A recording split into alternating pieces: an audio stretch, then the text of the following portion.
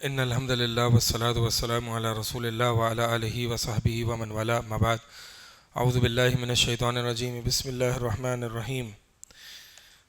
سورہ بقرہ آیت نمبر 91۔ وَإِذَا قِيلَ لَهُمْ آمِنُوا بِمَا أَنزَلَ اللَّهُ قالوا نؤمن بما أنزل علينا ويكفرون بما وراءه وهو الحق مصدقا لما معهم قل فلم تقتلون أنبياء الله من قبل إن كنتم مؤمنين ولقد جاءكم موسى بالبينات ثم اتخذتم العجل من بعده وأنتم ظالمون۔ وَإِذَا قِيلَ لَهُمْ، بنو اسرائیل سے ہی خطاب جاری ہے کہ جب ان سے کہا جاتا آمنو کہ ایمان لے آؤ، بما انزل اللہ کہ جو اللہ نے نازل کیا، یعنی جو اللہ نے نازل کیا قرآن، قالو تو وہ کہتے ہیں نؤمنو بما انزل علینا، ہم اس پر ایمان لاتے ہیں کہ جو ہم پر نازل ہوا، یعنی جو ہم پر تورات نازل ہوئی ہم صرف اس پر ایمان لاتے ہیں۔ وَيَكْفُرُونَ بِمَا وَرَاءَهُ، اور وہ کفر کرتے ہیں جو اس کے علاوہ ہے، یعنی جو تورات کے علاوہ اس سے کفر کرتے ہیں۔ وَهُوَ الْحَقُّ مُصَدِّقًا لِمَا مَعَهُمْ، حالانکہ جو اس کے علاوہ ہے یا قرآن ہے وہ تو برحق ہے، مصدقا لما معہم، تصدیق کرنے والی ہے کہ جو ان کے پاس موجود ہے، یعنی یہ قرآن میں تورات کی تصدیق کے علاوہ اور کیا ہے۔ قل کہہ دیجئے، فلم تقتلون انبیاء اللہ، پھر تم کیوں اللہ کے انبیاء کو قتل کرتے ہو، من قبل اس سے پہلے، ان کنتم مؤمنین، یعنی تم نے کیوں قتل کیا پہلے کے انبیاء کو اگر تم واقعی مومنین ہو۔ اچھا، اس آیت میں یعنی یہ یہود کی ایک صفت تھی کہ وہ اپنے دینی تعصب کو دینی مضبوطی اور صلابت کہتے تھے۔ دینی صلابت پتہ کیا ہوتی ہے؟ غیرت۔ ان میں ایک تعصب تھا، اور اس تعصب کو وہ کیا کہتے ہیں کہ یہ غیرت ہے، حالانکہ غیرت الگ چیز ہے۔ غیرت حق کے ساتھ کمٹمنٹ کا نام ہے، اب وہ جہاں بھی ہو۔ تعصب یہ ہے کہ بس جو میرے قوم یا میرا امام یا جو مجھے پتہ ہے بس وہی ٹھیک ہے، اس کے علاوہ سب باطل ہے۔ تو وہ یہ کہتے، یعنی یہود کہتے کہ بھائی یہ ہماری دینی مضبوطی اور غیرت ہے کہ بس ہم صرف تورات پر ایمان رکھتے ہیں۔ تو اللہ تعالیٰ ان کو جواب دے رہا ہے، اگر تو یہ تمہاری دینی مضبوطی ہے اور دینی غیرت ہے تو پھر بتاؤ کہ قرآن کو کیوں جھٹلا رہے ہو، حالانکہ یہ تو حق ہے۔ تو اس کا مطلب یہ ہوا کہ یہ دینی صلابت اور دینی مضبوطی اور غیرت نہیں ہے، بلکہ یہ تعصب ہے، اور یہ قرآن کو بھی جھٹلا رہے، حالانکہ قرآن میں تو وہی باتیں ہیں جو تورات میں ہیں۔ ٹھیک ہے،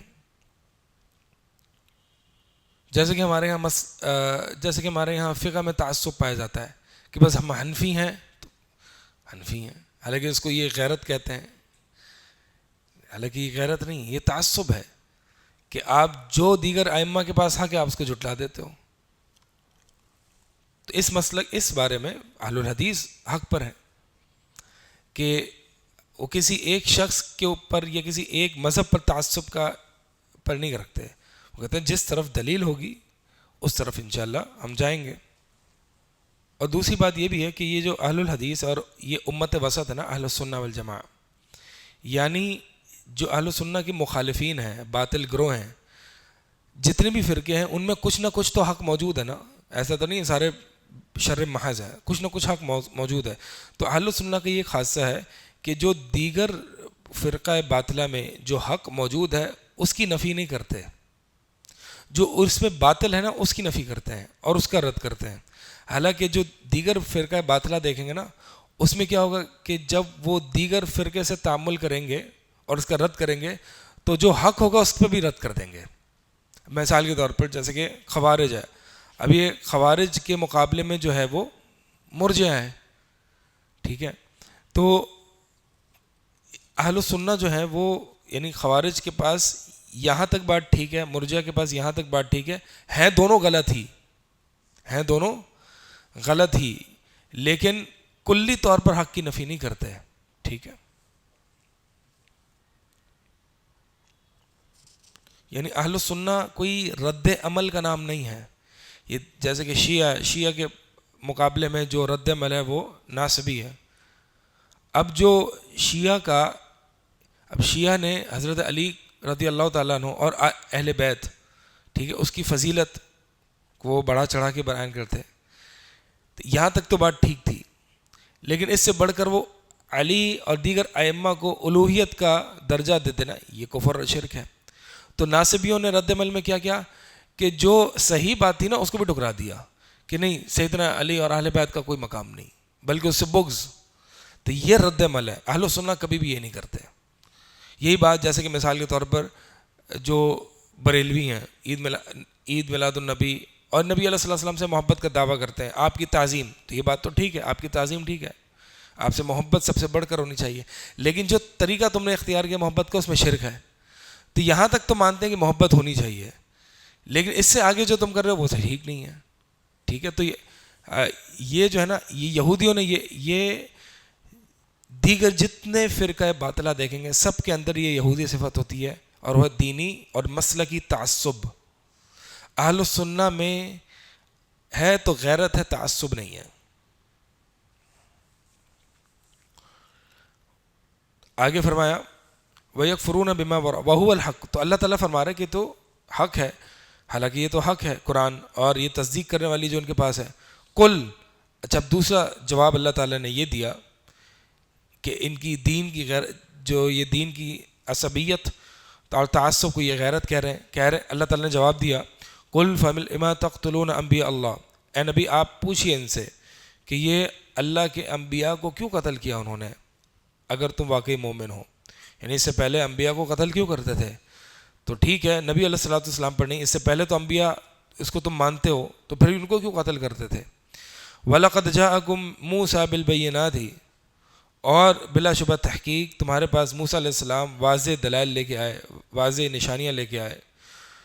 پھر اس کے بعد ثُمَّ اتَّخَذْتُمُ الْعِجْلَ، پھر اس کے بعد تم نے بچڑے کو معبود بنا لیا، من بعدہ، اس کے بعد، یعنی موسیٰ علیہ السلام کی آیات لانے کے بعد.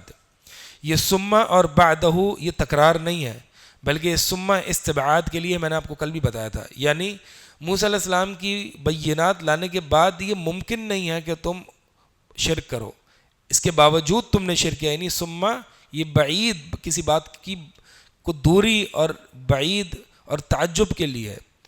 اور یہ جو بعدہ آگے ہے من بعدہ، یعنی من بعد بالبینات، یعنی موسیٰ علیہ السلام کی بینات لانے کے بعد. وَأَنْتُمْ ظَالِمُونَ، اس حال میں کہ تم ظالم تھے، یعنی جہاں عبادت الوہیت کو غلط مقام پہ رکھنے میں، تو یعنی اس آیت نمبر 92 میں یہ بات ثابت کی گئی کہ اگر تم واقعی اپنی کتاب پر ایمان رکھتے ہوتے تو تم نے پھر شرک کیوں کیا، موسیٰ علیہ السلام کی بات کو کیوں جھٹلایا. تو حقیقت تو یہ ہے کہ نہ تم تورات کے علاوہ کسی کتاب پر ایمان رکھتے ہو، اور نہ تم اپنی کتاب جس کا تم دعویٰ کرتے ہو اس پر بھی تم ایمان نہیں رکھتے. اگلی آیت ہے آیت نمبر 93. وَإِذْ أَخَذْنَا مِيثَاقَكُمْ وَرَفَعْنَا فَوْقَكُمُ الطُّورَ. اور یاد کرو جب أَخَذْنَا مِيثَاقَكُمْ، ہم نے تم سے میثاق لیا، پختہ عہد لیا، وَرَفَعْنَا فَوْقَكُمُ الطُّورَ، اور تمہارے اوپر پہاڑ کو بلند کر دیا. خُذُوا مَا آتَيْنَاكُمْ بِقُوَّةٍ، کہ اسے لے لو جو ہم نے تمہیں دیا ہے، جو کچھ ہم نے تمہیں دیا ہے، یعنی تورات میں سے اور بھی جو اللہ تعالیٰ کی طرف سے احکامات آئے ہیں. بِقُوَّةٍ، قوت کے ساتھ، یعنی اس پر عمل کرو. خُذُوا مَا آتَيْنَاكُمْ بِقُوَّةٍ، یعنی اس پر عمل کرو، اس کو پڑھو، اس پر تدبر کرو، اس کی تعلیم حاصل کرو. اس معنی میں آیت پہلے بھی گزر چکی ہے. وَاسْمَعُوا، اور سنو. کیا مطلب سنو کا مطلب یہاں پہ قبول کرو، عمل کرو. وَاسْمَعُوا یہ سمع اجابت ہے، جیسے کہ سمع اللہ لمن حمدہ، کہ اللہ تعالیٰ نے سن لیا جس نے اس کی حمد بیان کی، یعنی اجاب اللہ لمن حمدہ، کیونکہ اللہ تعالیٰ سب کو سنتا ہے. تو یہاں پہ خاص جس نے حمد بیان کی اس کو سننے کا معنی یہ ہے کہ اللہ تعالیٰ نے اس کی قبول کر لی، اس کا ذکر قبول کر لیا، اس کا پکارنا قبول کر لیا، اس کو مزید جواب دیا. تو یہاں ایک ہوتا ہے سمع بمعنی ادراک الاسوات، آوازوں کو ادراک کرنا، یہ عام ہے. اور ایک معنی سم کا ہوتا ہے کہ جواب دینا، قبول کرنا. تو یہاں پہ وسمعوا کا معنی قبول کرنا، سمع الاجابہ ہے. قالوا، تو انہوں نے کہا، سمعنا وعصینا، ہم نے سنا اور نافرمانی کی. سنا یعنی جو بات ہے، جو کچھ ہم پر پڑھا جا رہا ہے، سنایا جا رہا ہے، وہ ہم نے سن لیا. وعصینا، اور ہم نے حکم کی نافرمانی کی. یعنی سمعنا القول وعصینا الامر، کہ ہم نے قول کو سنا اور حکم کی نافرمانی کی. اچھا، یہ کیسے ہو سکتا ہے کہ ان پر پہاڑ اوپر رکھ دیا جائے اور یہ اپنی زبانوں سے کہہ رہے ہیں سمعنا وعصینا؟ تو اس کے مفسرین نے جواب دیا ہے. ایک جواب تو یہ ہے کہ انہوں نے زبان سے سمعنا کہا اور دل سے عصینا کہا، یعنی اپنی حرکتوں سے، عمل نہ کر کے. تو گویا کہ جو شخص عمل نہیں کرتا وہ گویا کہ نافرمانی کرتا ہے. تو اس وقت جب پہاڑ اوپر رکھ دیا گیا تھا تو انہوں نے سمعنا ہی کہا، لیکن جب اس پر عمل نہیں کیا اور دل سے تسلیم نہیں کیا تو گویا کہ عصینا. وَأُشْرِبُوا فِي قُلُوبِهِمُ الْعِجْلَ، اور پلا دیا گیا ان کے دلوں میں بچھڑے کو. یہ اس کا لفظی ترجمہ ہے. بِكُفْرِهِمْ، ان کی کفر کی وجہ سے، یہ با سببیہ ہے، ان کے کفر کی وجہ سے بچھڑے کو پلا دیا گیا. کیا مطلب؟ یعنی اشربوا فی قلوبہم حب العجل، حب العجل، یعنی ان کے دلوں میں بچھڑے کی محبت پلا دی گئی. یہ جو اشربو ہے نا، یہ اشراب باب فعال ہے. یہ اشراب دو معنوں میں ہوتا ہے. ایک اشراب کا معنی ہوتا ہے سیراب کرنا، ٹھیک ہے. تو اگر یہاں پہ سیراب کرنے والا معنی لیں تو پھر معنی کیا بنے گا کہ بچھڑے کی محبت سے ان کے دلوں کو سیراب کر دیا گیا، لہٰذا جتنی ان کی قبیح حرکتیں اور بری حرکتیں آتی ہیں وہ اس سیراب ہونے کی وجہ سے جو نتائج ہیں، جیسے کسی کھیتی کو سیراب کیا جاتا ہے تو اب وہ کھیتی جو ہے وہ پھل بھی اگاتی ہے، ٹھیک ہے. تو لہٰذا جس شخص کی دل غیر اللہ سے سیراب کر دیے جائے نا تو پھر اس کے اعمال بھی گندے ہو جاتے ہیں، اور یہ اعمال گویا کہ اس کھیتی اور اس پھلوں کی مانند ہوتے ہیں. جیسے کہ آج ہمارے دلوں میں دنیا کی محبت سیراب کر دی گئی ہے، جیسے کہ آج ہمارے دلوں میں بزرگان دین کی محبت سیراب کر دی گئی ہے. لہٰذا جتنے ہمارے اعمال ہیں وہ اسی شرکیہ محبت کے سیراب ہونے کی وجہ سے ہوتے ہیں. دوسرا معنی اشراب کا جو ہے نا، وہ ایک رنگ کو دوسرے میں خلط ملط کرنے کو بھی اشراب کہا جاتا ہے. ایک رنگ کو دوسرے میں مکس کرنا، اس کو بھی اشراب کہا جاتا ہے. تو گویا کہ بچھڑے کی محبت ان کے دلوں میں نچوڑ کے ملا دی گئی تھی. اچھا، کیوں یہ اشربو میں یہ صیغہ مجہول ہے نا، پلا دیے گئے، پلانے والا کون تھا؟ یہ محبت بچھڑے کی کس نے ڈالی؟ اللہ کی طرف سے آئی ہے نا، اللہ نے. لیکن سبب کیا بنا اس گمراہی کا؟ بکفرہم، آگے آ رہا ہے نا، ان کے کفر کی وجہ سے. تو یعنی انہوں نے پہلے کفر کیا، پھر اللہ تعالیٰ نے بطور عذاب ان کو مزید اس کفر اور شرک میں جانے دیا. جیسے کہ فی قلوبہم مرض فزادہم اللہ مرضا، کہ ان کے دل میں مرض تھا تو اللہ تعالیٰ نے مرض کو مزید بڑھا دیا. تو میں نے پہلے بھی اسی آیت کے تحت بتایا تھا کہ گمراہی کا اسباب انسان پہلے خود اختیار کرتا ہے اور پھر اللہ تعالیٰ اس کو مزید بطور سزا گمراہ کرتا ہے. کہ ان کے دلوں میں مرض تھا تو اللہ تعالیٰ نے اس کے مرض کو مزید بڑھا دیا. لہٰذا ہمیں یعنی پہلی دفعہ کفر سے اور شرک سے بچنا چاہیے، کیونکہ سزا کے طور پر انسان کفر میں اور شرک میں مزید بڑھ جاتا ہے. قل بئس ما یأمرکم بہ ایمانکم، اے نبی آپ جواب دیجئے، برا ہے وہ کہ جو تمہیں تمہارا ایمان حکم دیتا ہے، ان کنتم مؤمنین، اگر تم واقعی مومن ہو. یعنی یہ یہود جو ہے نا اپنے مومن کا ہونے کا دعویٰ کرتے تھے نا، تو اللہ تعالیٰ فرما رہا ہے کہ یہ بچھڑے کی محبت تمہارے دلوں میں، اسی طرح تمہارا سمعنا وعصینا کہنا، یعنی اگر تو تمہارا ایمان ان باتوں کی طرف تمہیں حکم دے رہا ہے تو بہت بری چیز ہے جس کا حکم تمہیں تمہارا ایمان دے رہا ہے. یہاں پہ ایک سوال اٹھتا ہے کہ ایمان بری باتوں کا حکم کیسے دے سکتا ہے؟ ایمان ایک اچھی چیز ہے، اور یہ جو حرکتیں ہیں یہودیوں کی یہ بری ہیں، تو ایمان بری باتوں کا حکم کیسے دے سکتا ہے؟ تو یہ عربی میں اسلوب ہے جس کو تحکم کہا جاتا ہے، یعنی استہزاء. یعنی اللہ تعالیٰ نے یہ استعمال کیا جیسے کہ بہت، یعنی اگر تو واقعی یہ تمہارا ایمان ہے، ان کنتم مؤمنین، اگر تم واقعی تم مومن ہو تو تمہارا ایمان تو بڑی باتیں، بڑی فضول باتوں کی طرف تمہیں جو ہے وہ حکم دے رہا ہے. ٹھیک ہے، جیسے کہ آپ کوئی بندہ کہتا ہے کہ میں بڑا عقل مند ہوں، اور وہ فضول الٹی سیدھی حرکتیں کر رہا ہے، تو آپ کیا کہیں گے اس کو؟ تحکماً اور ذلیل کرنے اور تحقیراً اور استہزاء کے انداز میں، ماشاءاللہ بڑی عقل ہے بھائی تم میں. ٹھیک ہے، تو یہی بات ہے کہ بڑا ایمان ہے تم میں جو تمہیں ایسی باتوں کی طرف جو ہے وہ تمہیں حکم دے رہا ہے. آیت نمبر 94.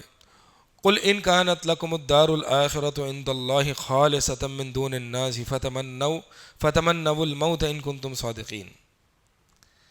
اب یہودیوں کا ایک مفروضہ تھا، جیسے کہ ہم نے امنیتن میں پڑھا تھا نا کہ ومنہم لا يعلمون الكتاب ومنهم امیون لا يعلمون الكتاب الا امانی، کہ ان میں سے کچھ امید ہے کہ جو کچھ چند دین کی موٹی موٹی فضول اور بے بنیاد باتوں پر یقین رکھتے تھے. ان میں سے ایک بات یہ تھی کہ بس آخرت تو یہودیوں کے لیے ہے، جنت تو بنائی ہمارے لیے ہی ہے.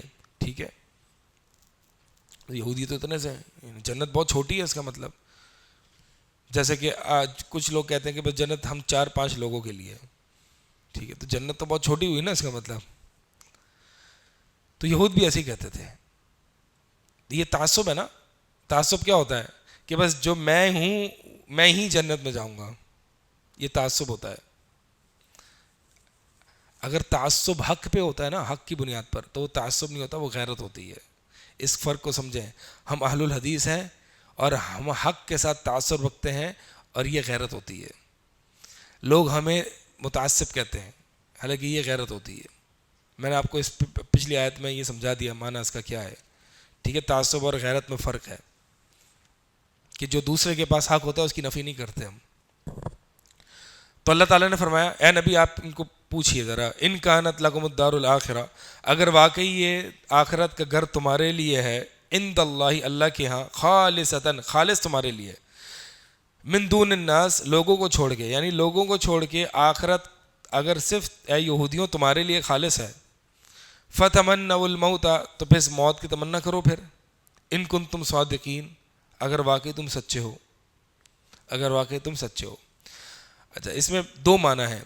ایک معنی یہ ہے کہ اے یہودیوں اگر تم لگتا ہے کہ تمہاری جنت تمہارے لیے ہی ہے اور مرنے کے بعد تم نے جنت میں جانا ہے، تو پھر موت کی تمنا کرو نا. اللہ تعالیٰ سے یہ دعا کرو، ہم بھی ذرا سنیں کہ اللہ سے دعا کرو کہ اللہ ہمیں موت دے دے.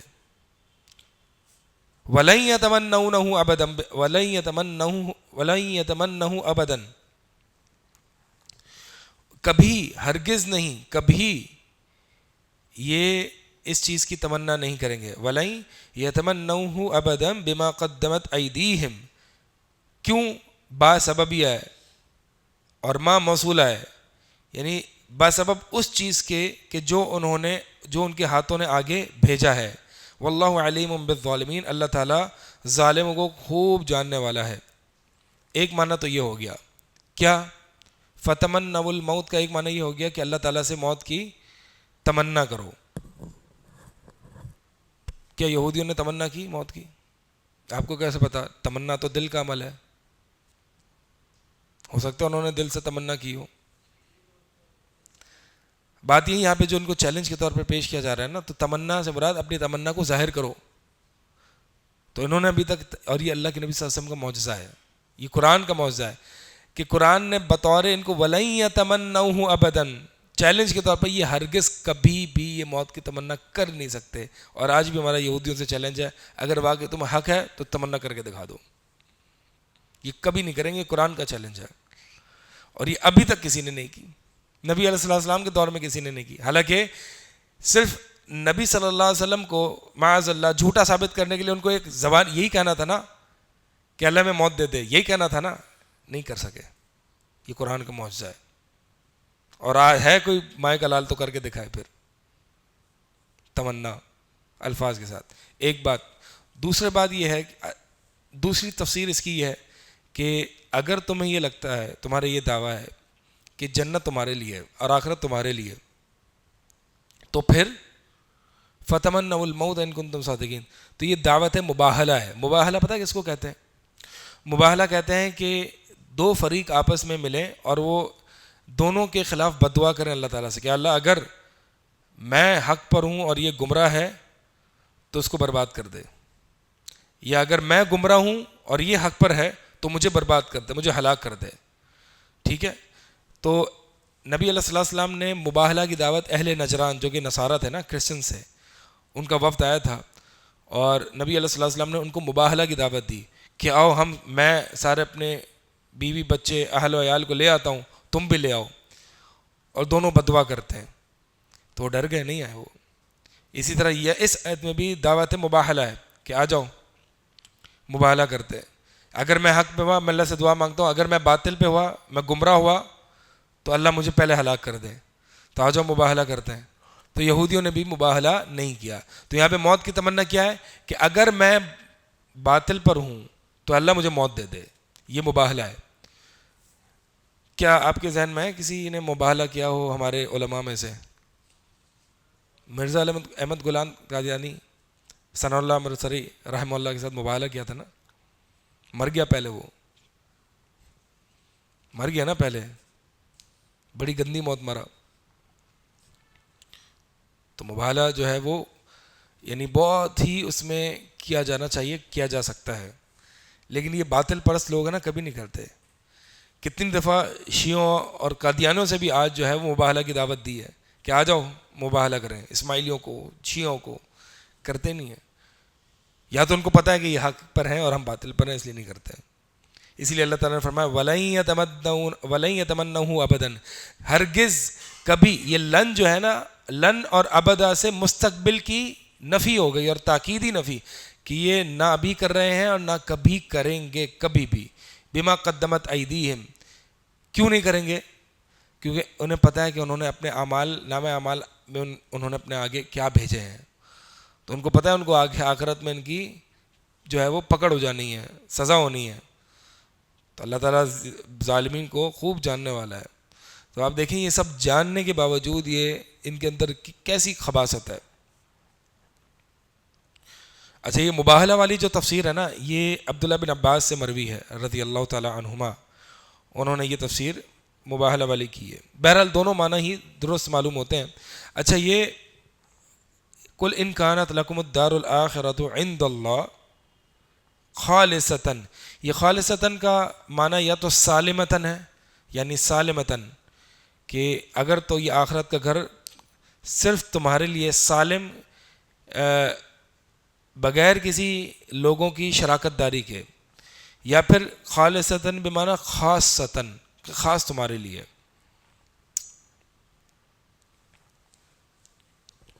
آیت نمبر 95 یہ ہو گئی. آیت نمبر 96 وَلَتَجِدَنَّهُمْ أَحْرَصَ النَّاسِ عَلَى حَيَاتِهِمْ وَمِنَ الَّذِينَ أَشْرَكُوا. اب یہاں پہ یعنی یہ زندگی, اس آیت میں اللہ تعالیٰ نے ان کی زندگی کی حرص, موت سے ڈر اور دنیا کی زندگی کی محبت جو ان یہودیوں کے دلوں میں ہے, یہ کیسی ہے اس کے بارے میں بتایا کہ وَلَتَجِدَنَّهُمْ أَحْرَصَ النَّاسِ عَلَى حَيَاتٍ, کہ اے نبی صلی اللہ علیہ وسلم آپ ضرور بالضرور پاؤ انہیں پاؤ گے, لَتَجِدَنَّهُمْ انہیں پاؤ گے, یعنی یہودیوں کو کیا پاؤ گے؟ احرص الناس علی حیات, لوگوں میں سب سے زیادہ حرص رکھنے والا دنیا کی زندگی پر, یعنی دنیا کی زندگی کے بارے میں آپ ان کو سب سے زیادہ حرص رکھنے والا پاؤ گے. ومن الذین اشرکوا, اور جن لوگوں نے شرک کیا اس سے بھی زیادہ آپ ان کو دنیا کی زندگی میں حریص پاؤ گے. یعنی مشرک دنیا کی زندگی پر حریص ہے, لوگوں میں سب سے زیادہ مشرک دنیا کی زندگی پر حریص ہے. کیوں؟ کیونکہ اس کا آخرت پر ایمان ہی نہیں ہے, تو جو کچھ ہے دنیا میں بھی ہے. تو اللہ تعالیٰ نے فرمایا یہ جو یہودی ہیں یہ مشرکین سے بھی زیادہ حریص ہیں. حالانکہ یہود تو آخرت پر ایمان رکھتے ہیں, تو ان سے زیادہ حریص کیوں ہیں؟ وہ اس لیے کیونکہ ان یہودیوں کو پتہ ہے کہ آخرت میں ان کی کیا پکڑ ہو جانی ہے, کیا عذاب ان کے لیے ہے. تو اس عذاب کے ڈر کی وجہ سے جو ہے یہ مشرکین سے بھی زیادہ اس دنیا کی زندگی کے حریص ہیں. یہی معنی جو ہے وہ عبداللہ بن عباس رضی اللہ تعالیٰ عنہما نے کیا ہے. تو وَلَتَجِدَنَّهُمْ، اچھا یہ جو ہے لَتَجِدَنَّهُمْ یہ عالمہ کے معنی میں، عالمہ، اور یہ افعال قلوب میں سے افعال قلوب دو مفعول چاہتا ہے. تو پہلا مفعول جو ہے تجدنہم، ہم پہلا مفعول ہے، اور احرسا یہ مفعول ثانی ہے. اگر یہ تجدہ کا معنی علمہ کا ہوگا، ٹھیک ہے، اور اگر تجدہ بمعنی لقیہ کا ہوگا، وجدہ یعنی لقیہ پا لینے کا معنی، تو پھر یہ ایک ہی مفعول چاہتا ہے. اور اس صورت میں ہم مفعول ہے اور احرسا یہ حال بن رہا ہے. یعنی اس صورت میں ترجمہ ہوگا کہ آپ ان یہودیوں کو پائیں گے اس حال میں کہ یہ سب سے زیادہ حریص ہیں دنیا کی زندگی پر. اور یہ احرس الناس ہے نا، یہ الف لام یہ استغراق کا ہے. الف لام جو ہے وہ، بلکہ استغراق نہیں، الف لام جنس کا ہے، الف لام جنس کا ہے. تو اس صورت میں معنی کیا ہوگا، یعنی تمام لوگوں میں دنیا کی زندگی کی محبت تو ہے، لیکن سب سے زیادہ جو حریص ہے اس دنیا کی زندگی میں وہ مشرک ہیں، اور مشرک سے بھی زیادہ حریص جو ہیں وہ اہل کتاب ہیں. یا پھر الف لام میں جو الف لام ہے نا یہ عہد کا ہے، عہد کا. تو اس سے مراد پھر بعث بعد الموت کے منکرین ہوں گے، یعنی جو منکرین بعث ہیں، آخرت کے منکر ہیں، ان میں سب سے زیادہ جو لوگوں میں حرص رکھنے والے ہیں وہ یہودی ہیں. اور علی حیاتن، یہ حیاتن جو ہے نا یہ نکرہ ہے، اور یہ نکرہ میں یہ معنی پیدا ہو رہا ہے کہ کسی طرح کی زندگی، کوئی بھی زندگی، جیسے کہ رجلن کہتے ہو نا، رجلن کوئی بھی آدمی، تو حیاتن کوئی بھی زندگی. یعنی یہ یہودی اتنے حریص ہیں کہ دنیا کی زندگی جیسی تیسی ذلت والی مل جائے بس مل جائے. تو ہر طرح کی دنیا کی زندگی پر یہ حریص ہیں. وَمِنَ الَّذِينَ أَشْرَكُوا، اور ان لوگوں سے بھی زیادہ حریص جنہوں نے شرک کیا.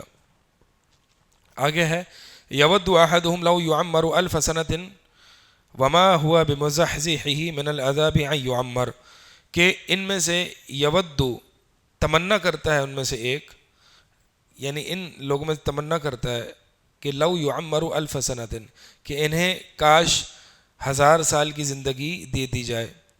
وما ہوا بمزحزحہ، اور یہ چیز ان کو من العذاب، وما ہوا بمزحزحہ، یہ چیز ان کو عذاب سے بچانے والی نہیں ہے، ان یعمر، کہ ان کو اگر 1000 سال زندگی دے بھی دی جائے. یعنی ان میں سے ہر شخص یہ خواہش کرتا ہے کہ ان کو 1000 سال زندگی مل جائے. 1000 سال کی تخصیص کیوں کی؟ اصل میں یہ جو مجوسی ہے نا، مجوسی بھی جو ہے وہ مشرک ہیں، اور یہ مجوسیوں کا طریقہ تھا کہ جب وہ ایک دوسرے کو سلام کرتے تو وہ کہتے کہ 1000 سال جیو، 1000 سال جیو. تو اس مناسبت سے یہ الف سنۃ آ گیا. تو فرمایا کہ اگر ان کو یہ زندگی مل بھی جائے نا تو وما ہوا بمزحزحہ من العذاب ان یعمر، کہ یہ عذاب سے ان کو بچانے والی کسی صورت نہیں ہے اگرچہ 1000 سال زندگی بھی مل جائے. واللہ بصیر بما یعملون، اور اللہ تعالیٰ سب کچھ خوب دیکھ رہا ہے، خوب دیکھتا ہے، بما یعملون، جو کچھ یہ عمل کرتے ہیں. اس سے ہی پتہ چلتا ہے کہ دنیا کی زندگی کی حرص یہ کن لوگوں کا شیوا ہے؟ مشرکوں کا. اور اگر ایک مسلمان کہ جو آخرت پر یقین رکھتا ہے، اگر اس میں دنیا کی زندگی کی حرص ہے تو یہ مشرک اس سے مشابہت ہے، لگتا ہے آخرت میں اس کو جینا نہیں ہے. تو دو ہی وجوہات ہو سکتی ہیں دنیا کی زندگی کی حرص کی، ایک آخرت کا انکار ہو، کوئی مرنے اور جزا سزا کا کوئی سسٹم اس پر کوئی ایمان ہی نہ ہو جیسے کہ مشرکوں کا، یا پھر یہودیت ہو، یا یہودیت والی صفت ہو کہ آخرت میں تو ہماری پکڑ ہو جانی ہے، یعنی میرے اعمال ٹھیک نہیں ہے، آخرت میں میری پکڑ ہوگی، تو لہٰذا اب دنیا کی زندگی ہے جو ہے. تو حرص کی یہی دو وجوہات ہیں. اگر ایک مسلمان کی زندگی میں دنیا کی حرص ہے، بے جا حرص، تو پھر یہی دو وجوہات ہو سکتی ہیں. اگر ایک عالم ہے اس میں دنیا کی زندگی کی حرص ہے تو یہودیت والا مسئلہ ہے، اور اگر ایک عام انسان ہے اور دنیا کی زندگی کی حرص ہے تو مشرکوں والا مسئلہ ہے، یقین کمزور ہے. آیت نمبر 97.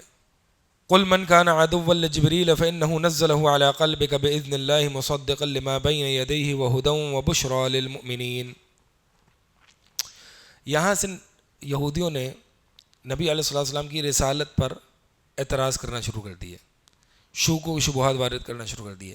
پہلا شبہ یہ تھا کہ ہم آپ پر اس لیے ایمان نہیں لاتے کیونکہ آپ پر جو فرشتہ آتا ہے وہ جبریل ہے اور وہ ہمارا دشمن ہے. ہاں اگر میکائیل آتے ہیں نا تو وہ ہمارا دوست ہے، وہ رحمت اور بارشوں والے فرشتے ہیں.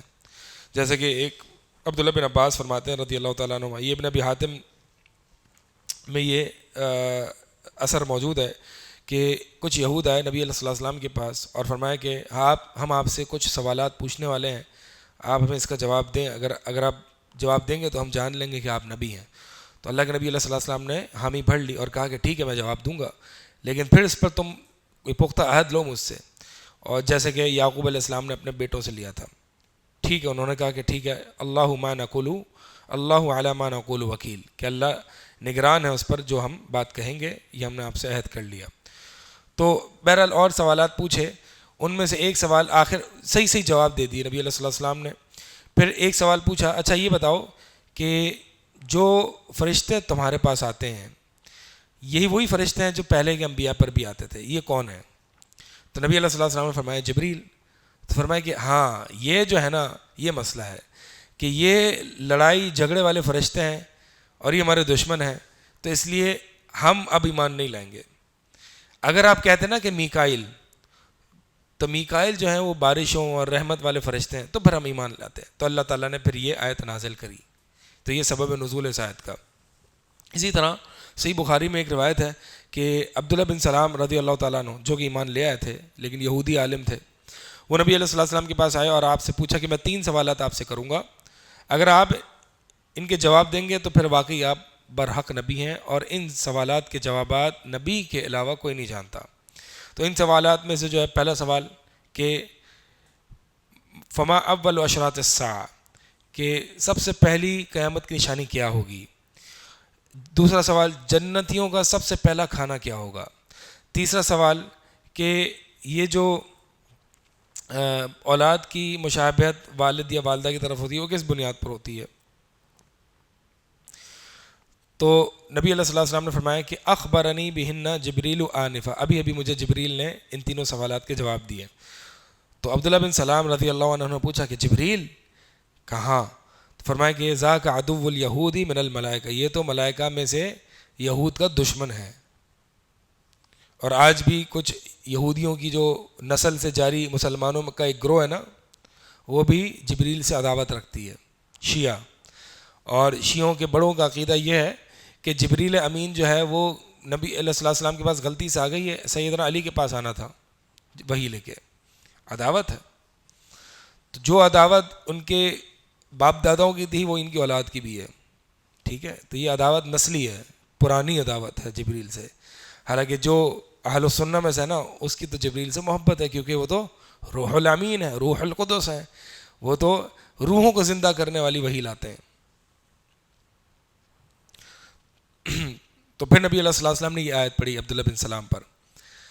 ٹھیک ہے جی، تو اس کا پس منظر آپ کے سامنے واضح ہو گیا. تو ان کا ایمان لانے میں رکاوٹ کیا تھی کہ ہم یہ آپ کے پاس جبریل آتے ہیں اور یہ ہمارے دشمن ہیں. تو اللہ تعالیٰ نے کہا کہ ان کو جواب دیجئے کل من کان عدوا لجبریل، کہ جو جبریل کا دشمن ہے فإنہ نزلہ علی قلبک. اب اللہ تعالیٰ نے 3 جوابات دیے. تو فرمایا کہ فإنہ، بلا شبہ جبریل نے تو نزلہ علی قلبک، کہ جبریل امین نے تو آپ کے قلب پر یہ وحی نازل کی، اتاری، بإذن اللہ، اللہ کے حکم سے. تو اس میں جبریل کا کیا قصور ہے کہ تم جبریل سے عداوت، یعنی اگر تمہاری جبریل سے عداوت ہے تو گویا کہ اللہ سے عداوت ہے، کیونکہ اللہ کے حکم سے وہ آئے.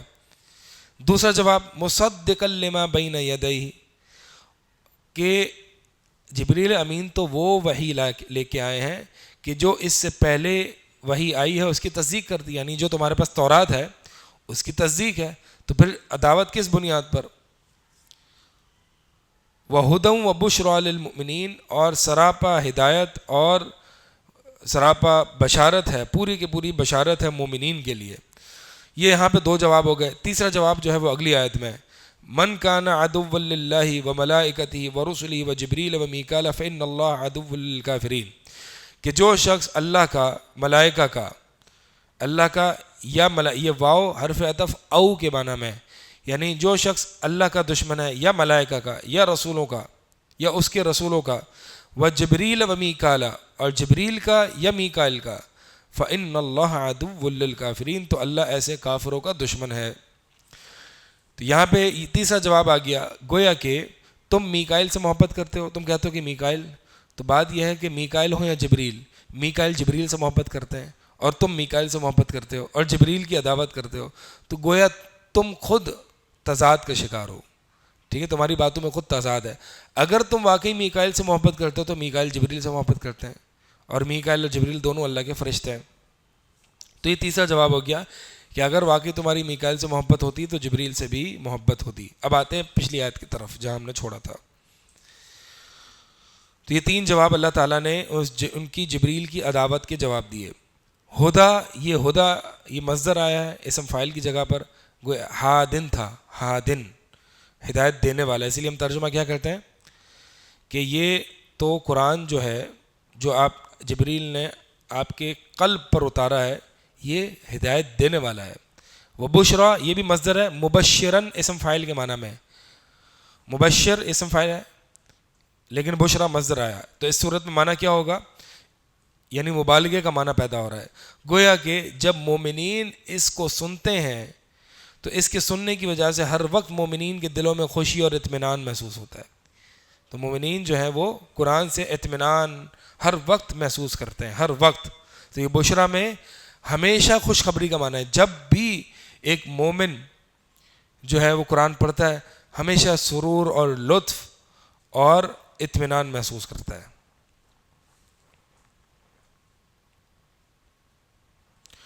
اور مومنین کے ساتھ ہدایت کی اور بشرا کی تخصیص مومنین کے ساتھ اس لیے کی گئی کیونکہ یہ دونوں صفات قرآن سے ان طرح سے مومنین ہی فائدہ اٹھاتے ہیں. تو ہمیں ذرا دیکھنا چاہیے، ہمیں دو باتیں ہونی چاہیے قرآن جب پڑھیں تو.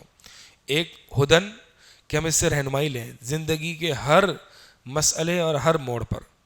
دوسرا اس سے ہم اطمینان محسوس کریں، اس سے میرا دل کھل جائے، سینہ جو پہلے تنگ تھا قرآن پڑھنے کے بعد کشادہ ہو جائے، سکون محسوس ہو. تو یہ بشرا میں یہ معنی ہے، اور کبھی کبھی نہیں، ہر وقت.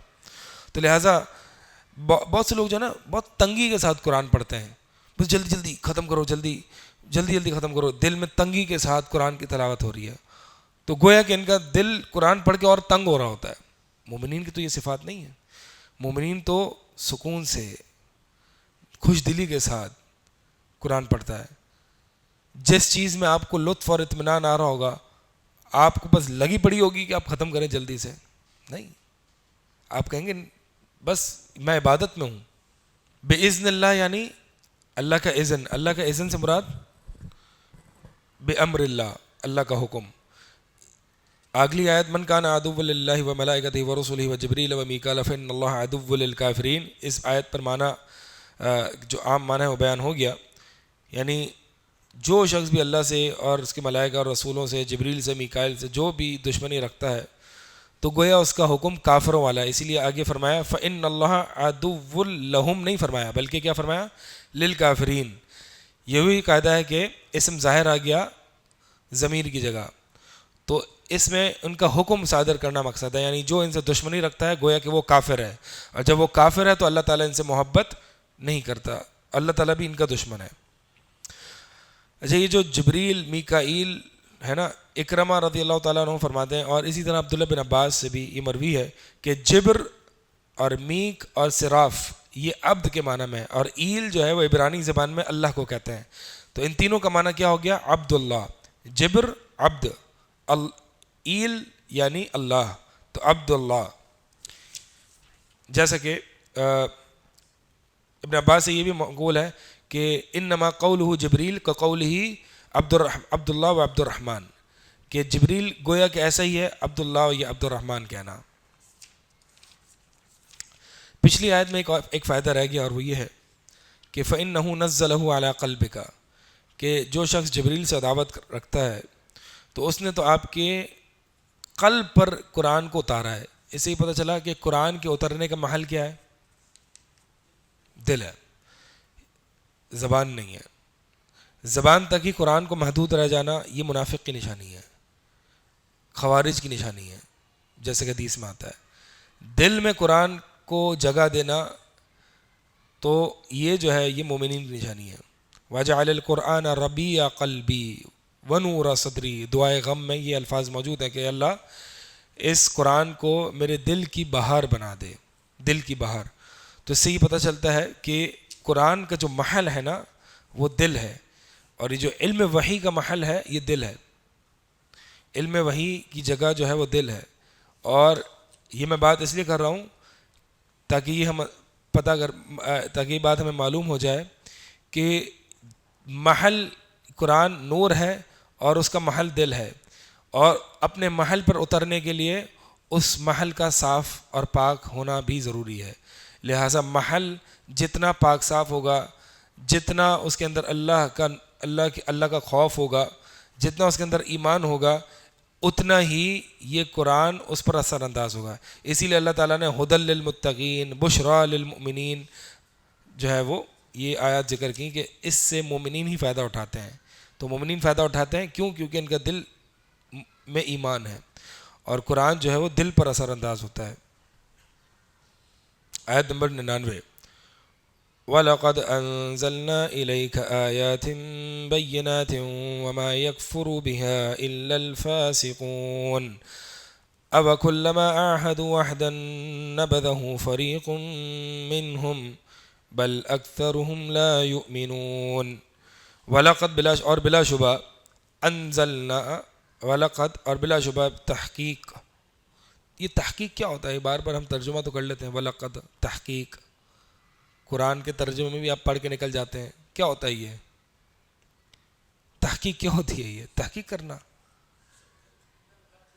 ہاں، حق بات یہی ہے، یعنی محقق بات یہی ہے، تحقیق شدہ بات یہی ہے، یعنی ثابت شدہ اصل اس کا معنی ہے ثابت شدہ بات یہی ہے.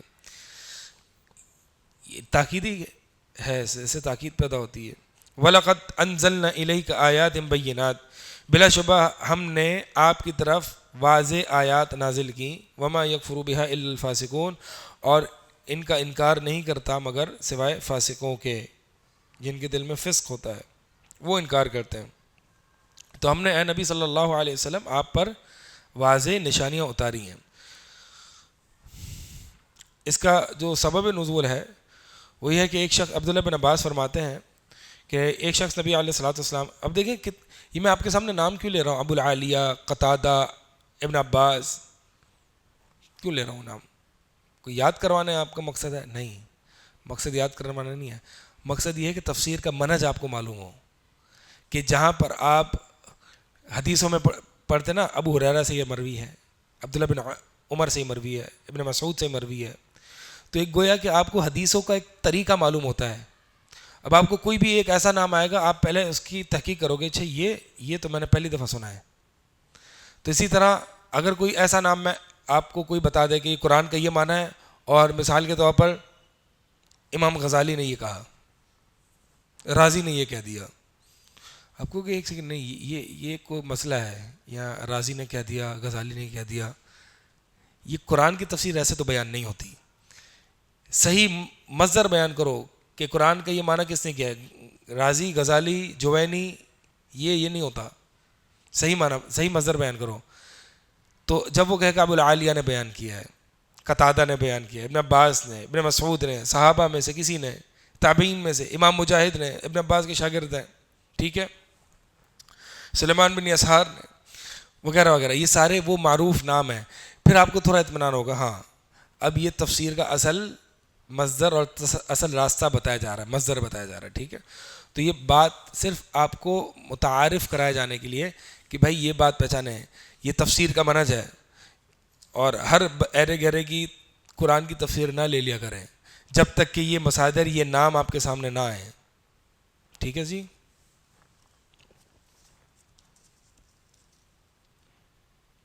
کیا میں بتا رہا تھا؟ ہاں، عبداللہ بن عباس فرماتے ہیں کہ نبی صلی اللہ علیہ وسلم کے پاس ایک یہودی نہیں بلکہ کوئی ایک شخص آیا اور کہا کہ اللہ یا محمد ما جئتنا بشیء نعرفه وما انزل اللہ علیک من آیۃ بینۃ فنتبعک، کہ اے محمد آپ کوئی ایسی چیز نہیں لائے کہ جس کو ہم پہچانتے ہوں، اور اللہ نے آپ پر کوئی نشانی بھی نہیں اتاری، کوئی واضح نشانی کہ جس کی بنیاد پر ہم آپ کی پیروی کریں. تو اللہ تعالیٰ نے یہ آیت نازل کی. یعنی تمہیں کیسے لگ رہا ہے کہ اللہ تعالیٰ نے نشانی نہیں اتاری؟ خود رسول اللہ اتنی بڑی نشانی ہے، یہ قرآن اتنی بڑی نشانی ہے، پھر اور دیگر معجزات نبی علیہ الصلوۃ والسلام کو دیے گئے. اب جو بھی انکار کرتا ہے وہ اپنی خواہشات کی بنیاد پر انکار کر رہا ہے. یعنی گویا کہ ان کا کہنا یہ ہے کہ جو آیت ہمیں چاہیے نا ویسی آیت اتارو، جو نشانی ہمیں چاہیے. جیسے کہ کہتے تھے نا قریش مکہ کہ اس پہاڑ کو سونے کا بنا دو، یہاں سے نہریں جاری کر دو. یعنی یہ تو کبر ہے کہ بس جو میرے مطابق نشانی ہوگی میں وہی مانوں گا، حالانکہ قرآن سب سے بڑی نشانی ہے. تو اللہ تعالیٰ نے فرمایا کہ بلا شبہ ہم نے آپ کی طرف واضح آیات اتاری ہیں. اگلی آیت ہے اوَكُلَّمَا عَاهَدُوا عَهْدًا نَبَذَهُ فَرِيقٌ مِّنْهُمْ. تو پھر کیا جب کبھی یہ نبی صلی اللہ علیہ وسلم کو تسلی دی جا رہی ہے کہ نبی علیہ الصلوۃ والسلام غم زدہ ہوتے تھے کہ یہ یہود کیسے لوگ ہیں کہ اللہ تعالیٰ نے ان سے عہد لیا کہ آخر الزماں نبی محمد رسول اللہ صلی اللہ علیہ وسلم آئیں گے تو تم نے ان پر ایمان لانا ہے، ان کی تائید کرنی ہے، ان کی نصرت کرنی ہے. یہ عہد لیا گیا اور پھر انہوں نے یہ عہد توڑ دیا. تو نبی علیہ الصلوۃ والسلام ایک غمزدہ ہوتے ہیں کہ انہوں نے عہد توڑ دیا. تو اللہ تعالیٰ اس آیت میں ان کو تسلی دے رہا ہے کہ آپ پریشان نہ ہوں، یہ ان کی عادت ہے. اوَكُلَّمَا کہ جب کبھی بھی عَاهَدُوا عَهْدًا کوئی یہ پختہ عہد کرتے ہیں، نَبَذَهُ فَرِيقٌ مِّنْهُمْ ان میں سے ایک گروہ اس عہد کو پھینک دیتا ہے. بل اکثرهم لا یؤمنون بلکہ ان کے اکثر لا یؤمنون ایمان ہی نہیں لاتے، ایمان کی نفی کر دی اللہ نے. یعنی یہ ان کی عادت ہے، آپ پریشان نہ ہوں اس بات پر. وَلَمَّا جَاءَهُمْ رَسُولٌ مِّنْ عِنْدِ اللَّهِ مُصَدِّقٌ لِمَا مَعَهُمْ نَبَذَ فَرِيقٌ مِّنَ الَّذِينَ أُوتُوا الْكِتَابَ كِتَابَ اللَّهِ وَرَاءَ ظُهُورِهِمْ كَأَنَّهُمْ لَا يَعْلَمُونَ. وَلَمَّا اور جب آیا جاءہم رسول من عند اللہ، اللہ کی طرف سے ان کے پاس کوئی رسول آئے، مصدق لما معہم کہ جو ان کے پاس موجود ہے تورات میں سے، وہ ان کی تصدیق کرنے والا ہے. تو ان میں سے ایک گروہ جنہیں کتاب دی گئی، یعنی اہل کتاب میں سے ایک گروہ نے کیا کیا، نبذ فریق من الذین اوتوا الکتاب، اہل کتاب میں سے ایک گروہ نے پھینک دیا. کیا پھینک دیا؟ کتاب اللہ، اللہ کی کتاب کو، وراء ظہورہم اپنے پیٹھوں کے پیچھے، کأنہم لا یعلمون گویا کہ وہ اس کو جانتے ہی نہیں ہیں، وہ اس کا علم ہی نہیں رکھتے کہ یہ کتاب اللہ ہے.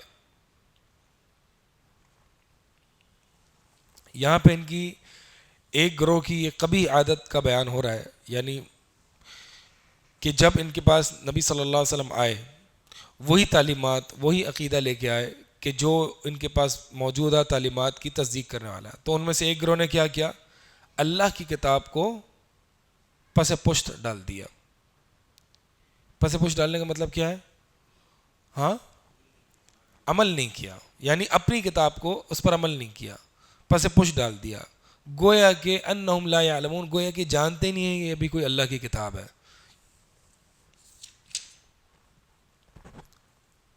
اگلی آیت ہے، تھوڑی سی بڑی آیت ہے، تھوڑا سا جاگ جائیں. جاگ رہے ہیں؟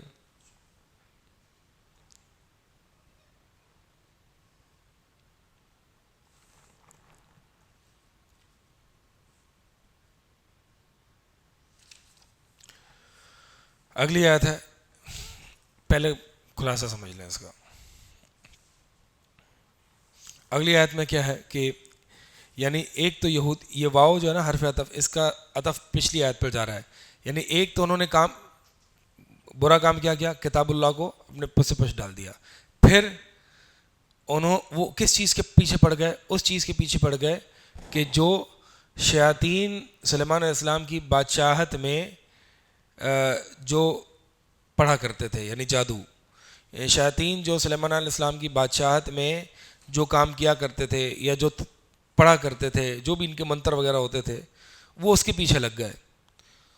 اچھا، اب یہاں پر یہودیوں کا ایک دوسرا، میں نے کہا کہ یہودی جو ہے وہ نبی علیہ الصلوۃ والسلام پر شک و شبہات وارد کر رہے تھے کہ اگر یہ واقعی حق نبی ہوتا تو پھر جبریل امین اس پر نہ آتے بلکہ میکائیل آتے، تو اس کا جواب پچھلی آیت میں ہو گیا۔ دوسرا شبہ یہاں پر ہے کہ یہ کیسے نبی ہیں کہ یہ سلیمان علیہ السلام کو نبی کہہ رہے ہیں، حالانکہ سلیمان علیہ السلام تو جادوگر تھے۔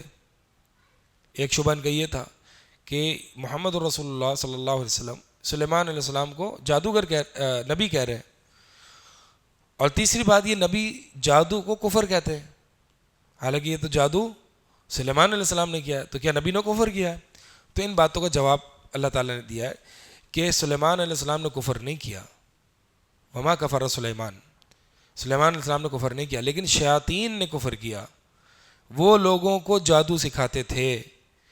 اصل میں بات یہ تھی کہ ابن عباس رضی اللہ تعالیٰ عنہما سے مروی ہے کہ سلیمان علیہ السلام جو ہیں وہ یعنی اپنے جو آس پاس لوگ تھے ان کو جو ہے وہ کچھ لکھوایا کرتے تھے کتاب اللہ میں سے یا اسم اعظم میں سے، اور سلیمان علیہ السلام کچھ احکامات جاری کیا کرتے تھے، اور پھر جو ہے وہ سلیمان علیہ السلام نے ان کو اپنے تخت کے نیچے ہی دفن کر دیا۔ یعنی یہ کوئی جادو وغیرہ نہیں تھا، کوئی اسم اعظم تھا یا کوئی علم کی بات تھی۔ تو پھر جب سلیمان علیہ السلام کی وفات ہو گئی تو انہوں نے کیا کیا، انہوں نے جو ہے وہ یعنی شیاطین نے کیا کیا، شیاطین نے ان تمام چیزوں کو، ان تمام ورقات کو نکالا جس پہ سلیمان علیہ السلام نے کچھ علم کی نصیحت کی باتیں اور اسم اعظم وغیرہ لکھوایا تھا۔ تو انہوں نے کیا کیا، شیاطین نے وہ پرچے نکالے اور ہر 2 سطر میں بیچ میں جادو اور کفر کو داخل کر دیا، اور پھر لوگوں کو یہ باور کرایا کہ یہ ہے جو سلیمان علیہ السلام جو ہے وہ یہ منتر وغیرہ پڑھا کرتے تھے، اور جو سلیمان کی بادشاہت تھی وہ اسی منتر اور اسی جادو کی بنیاد پر چلتی تھی۔ تو گویا کہ شیاطین جو ہے وہ سلیمان علیہ السلام پر جھوٹ باندھ رہے تھے کہ سلیمان کی بادشاہت جو ہے وہ جادو کی بنیاد پر چلتی تھی۔ اور یہ بھی بعض مفسرین نے یہ بھی پس منظر ذکر کیا ہے کہ اصل میں جو اس وقت کے شیاطین، جب سلیمان علیہ السلام کو پتہ چلا کہ وہ جادو کر رہے ہیں، تو جو بھی ان کے جادو وغیرہ کے ورقات اور منتر تھے وہ لے کے سلیمان علیہ السلام نے اپنے تخت کے نیچے دفن کر دیے۔ سلیمان علیہ السلام کی وفات کے بعد شیاطین نے جو ہے وہ لوگوں کو اس طرف رہنمائی کی کہ دیکھو سلیمان علیہ السلام کی پتہ بادشاہت اس جادو سے چلتی تھی، اور اس کی دلیل یہ ہے کہ سلیمان کے تخت کے نیچے وہ جادو کے ورقات جو ہیں وہ دفن ہیں، تو وہ پھر اس سے نکالے اور پھر جو ہے وہ یہود کو اس کے پیچھے لگا دیا، اس جادو کے پیچھے۔ اچھا، ایک معنی واتبعوا ما تتلو الشیاطین، واتبعوا کا مطلب کیا، پیچھے لگ گئے، یہودی پیچھے لگ گئے کس کے، ما تتلو الشیاطین علی ملک سلیمان، جو شیاطین پڑھتے تھے علی ملک سلیمان۔ یہ اعلی ملک سلیمان جو ہے نا، یہ ایک معنی تو یہ ہے کہ فی عہدی ملک، یہ اعلی بمعنی فی ہے، یعنی فی عہدی ملک سلیمان، سلیمان علیہ السلام کی بادشاہت میں، سلیمان کی بادشاہت کے عہد میں جو شیاطین جو منتر وغیرہ پڑھتے تھے یہ یہودی اس کے پیچھے لگ گئے۔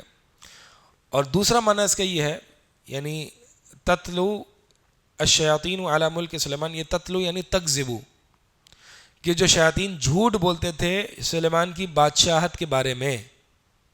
کیا جھوٹ بولتے تھے؟ کہ سلیمان کی بادشاہت جو ہے وہ اس جادو پر ہی چلتی تھی۔ تو یہ دونوں معنی جو ہے وہ مفسرین نے کیا، اور مفسرین کے اس میں بہت اقوال ہیں، یہ آیت میں جو ہے مفسرین نے بہت تفصیل بیان کی ہے۔ تو بہرحال یہ 2 مشہور جو ہیں یہ باتیں میں نے آپ کو ذکر کر دی، ایک اعلیٰ بمعنی فی ہے، یعنی اس صورت میں معنی ہوگا تتلو کا معنی کیا ہوگا، پڑھنا، کہ یہ یہود پیچھے پڑ گئے اس چیز کے جو شیاطین منتر وغیرہ پڑھتے تھے، فی عہدی ملک سلیمان، سلیمان کی بادشاہت کے عہد میں۔ اور اگر تتلو کا معنی تکذیبو کریں تو پھر یہ علی اپنے معنی میں ہی ہے، یعنی تکذیبو علی، کہ شیاطین جو ہے وہ سلیمان کی بادشاہت کے بارے میں جو جھوٹ بولتے تھے کہ یہ سحر کی اور جادو کی بنیاد پر چلتی ہے۔ تو اللہ تعالیٰ نے فرمایا وما کفر سلیمان ولکن الشیاطین کفروا، کہ سلیمان علیہ السلام نے کفر نہیں کیا۔ یہاں پہ یہ نہیں فرمایا کہ سلیمان علیہ السلام نے جادو نہیں کیا، بلکہ فرمایا سلیمان علیہ السلام نے کفر نہیں کیا، یہ بات بتانے کے لیے کہ جادو کفر ہے، اور کفر سلیمان علیہ السلام نہیں کر سکتے. تو سلیمان نے کفر نہیں کیا بلکہ شیاطین نے کفر کیا. یعلمون الناس السحر، شیاطین کیا کرتے تھے؟ لوگوں کو جادو سکھاتے تھے. یہاں پہ بات ہو گئی مکمل. یہ جو واو ہے اس کا عطف واتبعوا پر جا رہا ہے، یعنی یہودی پیچھے پڑ گئے کس کے؟ شیاطین کے. جو شیاطین جو بھی پڑھتے تھے اس کے پیچھے پڑ گئے. اور واتبعوا ما انزل علی الملکین ببابل ہاروت و ماروت، کہ یہودی اس کے پیچھے بھی پڑ گئے جو دو فرشتوں پر اتارا گیا بابل میں، ہاروت اور ماروت پر. یہ ہاروت اور ماروت یہ بدل ہے ملکین سے، یعنی یہ ہاروت اور ماروت یہ دو فرشتے تھے. تو بابل شہر میں جو ہاروت اور ماروت پر جو اتارا گیا، اب یہ کیا اتارا گیا تھا؟ بعض علماء فرماتے ہیں یہ سحر کے علاوہ کوئی اور سحر نما کوئی چیز ہے، اور بعض کہتے ہیں کہ یہ جادو ہی ہے، لیکن پچھلے والے جو جادو ہے نا اس کی دوسری قسم ہے. اسی لیے آگے فرمایا کہ یہ ایسا جادو تھا جو ہاروت اور ماروت پر اتارا گیا تھا، جس سے میاں بیوی کے درمیان فرق کر دیا جاتا تھا. ٹھیک ہے، تو گویا کہ یہ دوسرے قسم کا جادو تھا جس سے یفرقون بہ بین المرء وزوجہ، جس سے وہ میاں بیوی کے درمیان فرق ڈال دیتے تھے. تو اس آیت کو تھوڑا سا غور سے سنیں، اس میں مختلف وجوہ بیان ہو رہی ہیں اور تھوڑی سی پیچیدہ آیت ہے، اس لیے جاگتے رہیے. سمجھ آ گئی یہاں تک بات؟ تو یہود کس کے پیچھے پڑ گئے؟ ایک شیاطین جو جادو وغیرہ کرتے تھے اس کے پیچھے، اور اس کے پیچھے بھی پڑ گئے کہ جو اتارا گیا دو فرشتوں پر بابل میں، ہاروت اور ماروت پر. وما یعلمانی، اچھا اس کا ایک معنی ما، یہ نا اس صورت میں یہ معنی ہوگا جو ابھی بات کی، یہ ما موصولہ. بعض مفسرین نے ما نافیہ کا معنی بھی کیا ہے کہ ملکین بابل، ہاروت اور ماروت پر کوئی بھی چیز نہیں اتاری گئی. اس صورت میں یہاں پہ واو استئناف کا، اس سے پچھلا کا تعلق نہیں ہے کہ ملکین پر جو ہے وہ یہ کوئی ایسی کوئی بات نہیں اتاری گئی جیسے کہ یہ یہودی دعویٰ کرتے ہیں. لیکن بہرحال شیخ عبدالسلام بھٹوی رحمہ اللہ نے اپنی تفسیر میں یہ بات ذکر کی ہے، اور یعنی تفسیر احسن البیان، شیخ صلاح الدین یوسف رحمہ اللہ نے تفسیر احسن البیان میں ما نافیہ مراد لیا ہے، اور شیخ عبدالسلام نے اس پر رد کیا ہے اپنی اس تفسیر میں ذکر کر کے کہ احسن البیان میں جو ہے وہ یہ معنی کیا گیا ہے، لیکن یہ معنی صحیح نہیں ہے. اور کئی مفسرین نے اس ما کے نافیہ ہونے کی نفی کی ہے کہ یہاں پہ ما نافیہ مراد نہیں ہو سکتا، کیونکہ اگر ما نافیہ مراد ہوگا تو پھر وما یعلمان من احد کا معنی پھر کیا ہوگا؟ ٹھیک ہے، پھر یہاں پہ معنی بنتا نہیں ہے. چلے آگے، وما یعلمان من احد.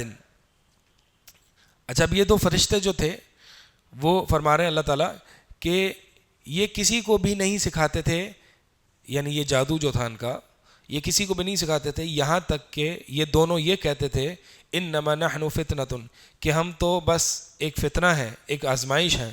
فلا تکفر، تو ہم سے یہ باتیں سیکھ کے کفر نہ کرو. یعنی گویا کہ یہ ان کا جو تعلیم تھی یہ اس کو کہتا ہے انذار.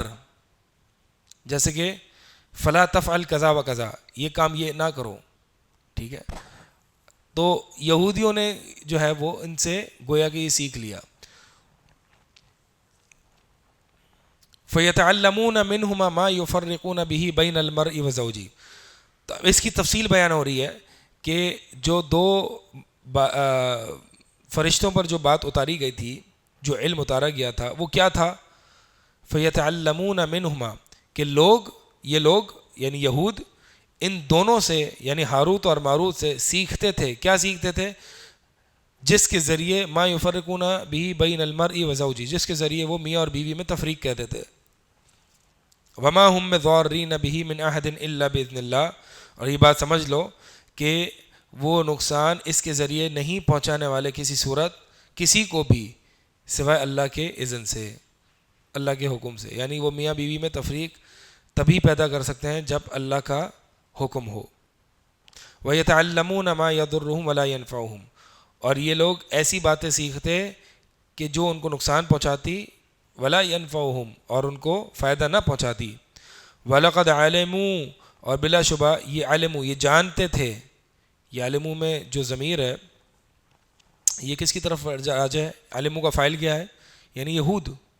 یہ یہود جانتے تھے کہ لمن اشتراہ ما لہ فی الآخرۃ من خلاق، کہ بلا شبہ جو شخص اس جادو کو خرید لے گا، یعنی اس جادو کو سیکھے گا اور ان فضول باتوں کو سیکھے گا، ان کے لیے آخرت میں کوئی حصہ نہیں ہے۔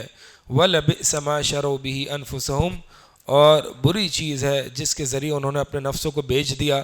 لَوْ كَانُوا يَعْمَلُونَ، لَوْ كَانُوا يَعْلَمُونَ، کاش کہ یہ جانتے ہوتے۔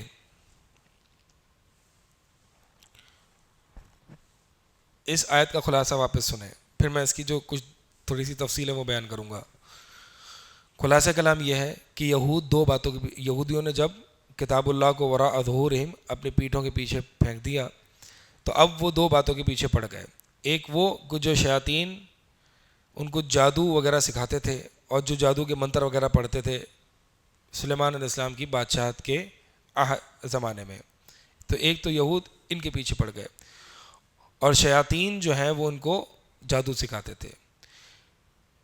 اور پھر دوسری چیز جس کے پیچھے یہود پڑے وہ چیز تھی کہ جو ان دو فرشتے لے کے اترے تھے، ہاروت اور باروت، بابل شہر میں، وہ کیا لے کے اترے تھے؟ ان میں یعنی جادو کی ایک قسم تھی کہ جس کے ذریعے وہ میاں اور بیوی میں تفریق پیدا کر دیتے تھے، ٹھیک ہے؟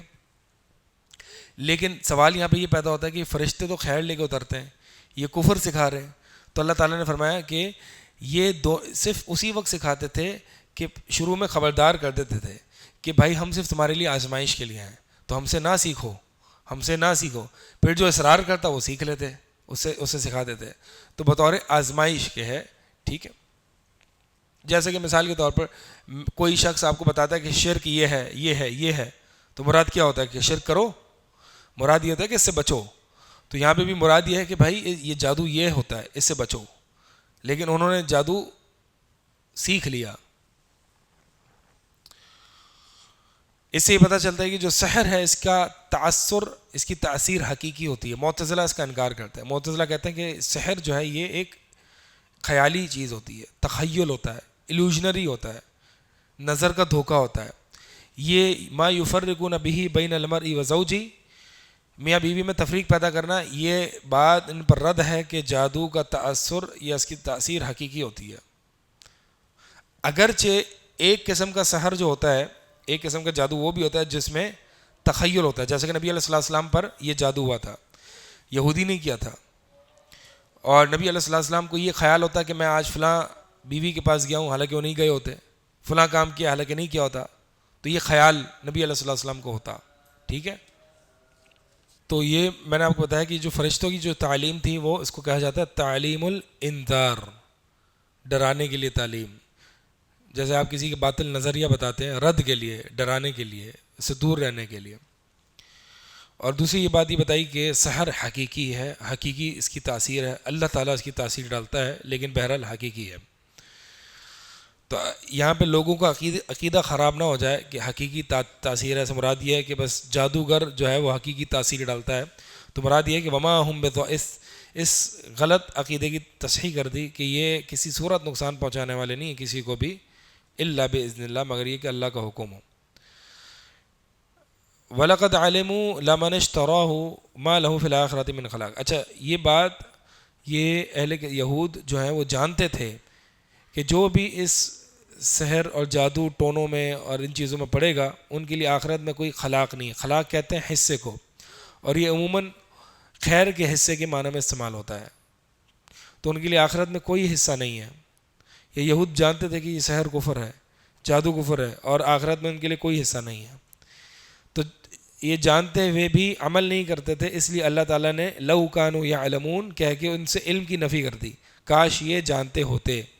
اوپر دیکھیں آیا ہے وَلَقَدْ عَلِمُوا کہ یہ جانتے تھے، اور یہاں پہ لَوْ كَانُوا يَعْلَمُونَ کاش یہ جانتے ہوتے۔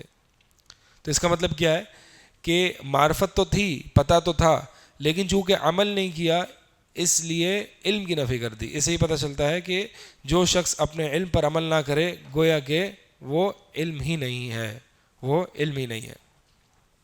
اور علم اور عمل میں بہت گہرا تعلق ہے کہ اگر ایک نہیں ہے تو دوسرا بھی نہیں ہے، اگر عمل نہیں ہے تو علم بھی نہیں ہے۔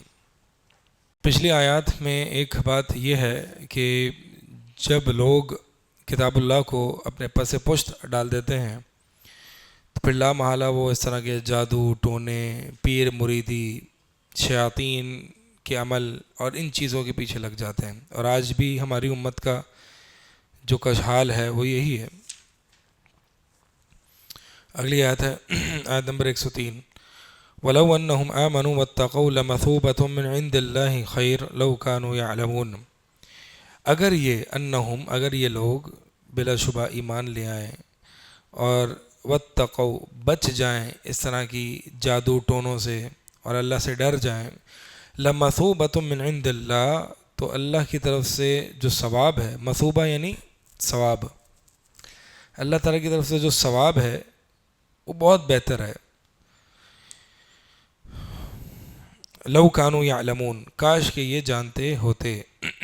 لمثوبۃ یہ تنوین ہے، تنوین تقلیل کے لیے ہے، یعنی تھوڑا ثواب بھی، لیکن من عند اللہ لا کہ یہ تعظیم پیدا کر دی کہ تھوڑا ثواب بھی جو اللہ کی طرف سے ہے وہ واقعی بہت بڑا ہے۔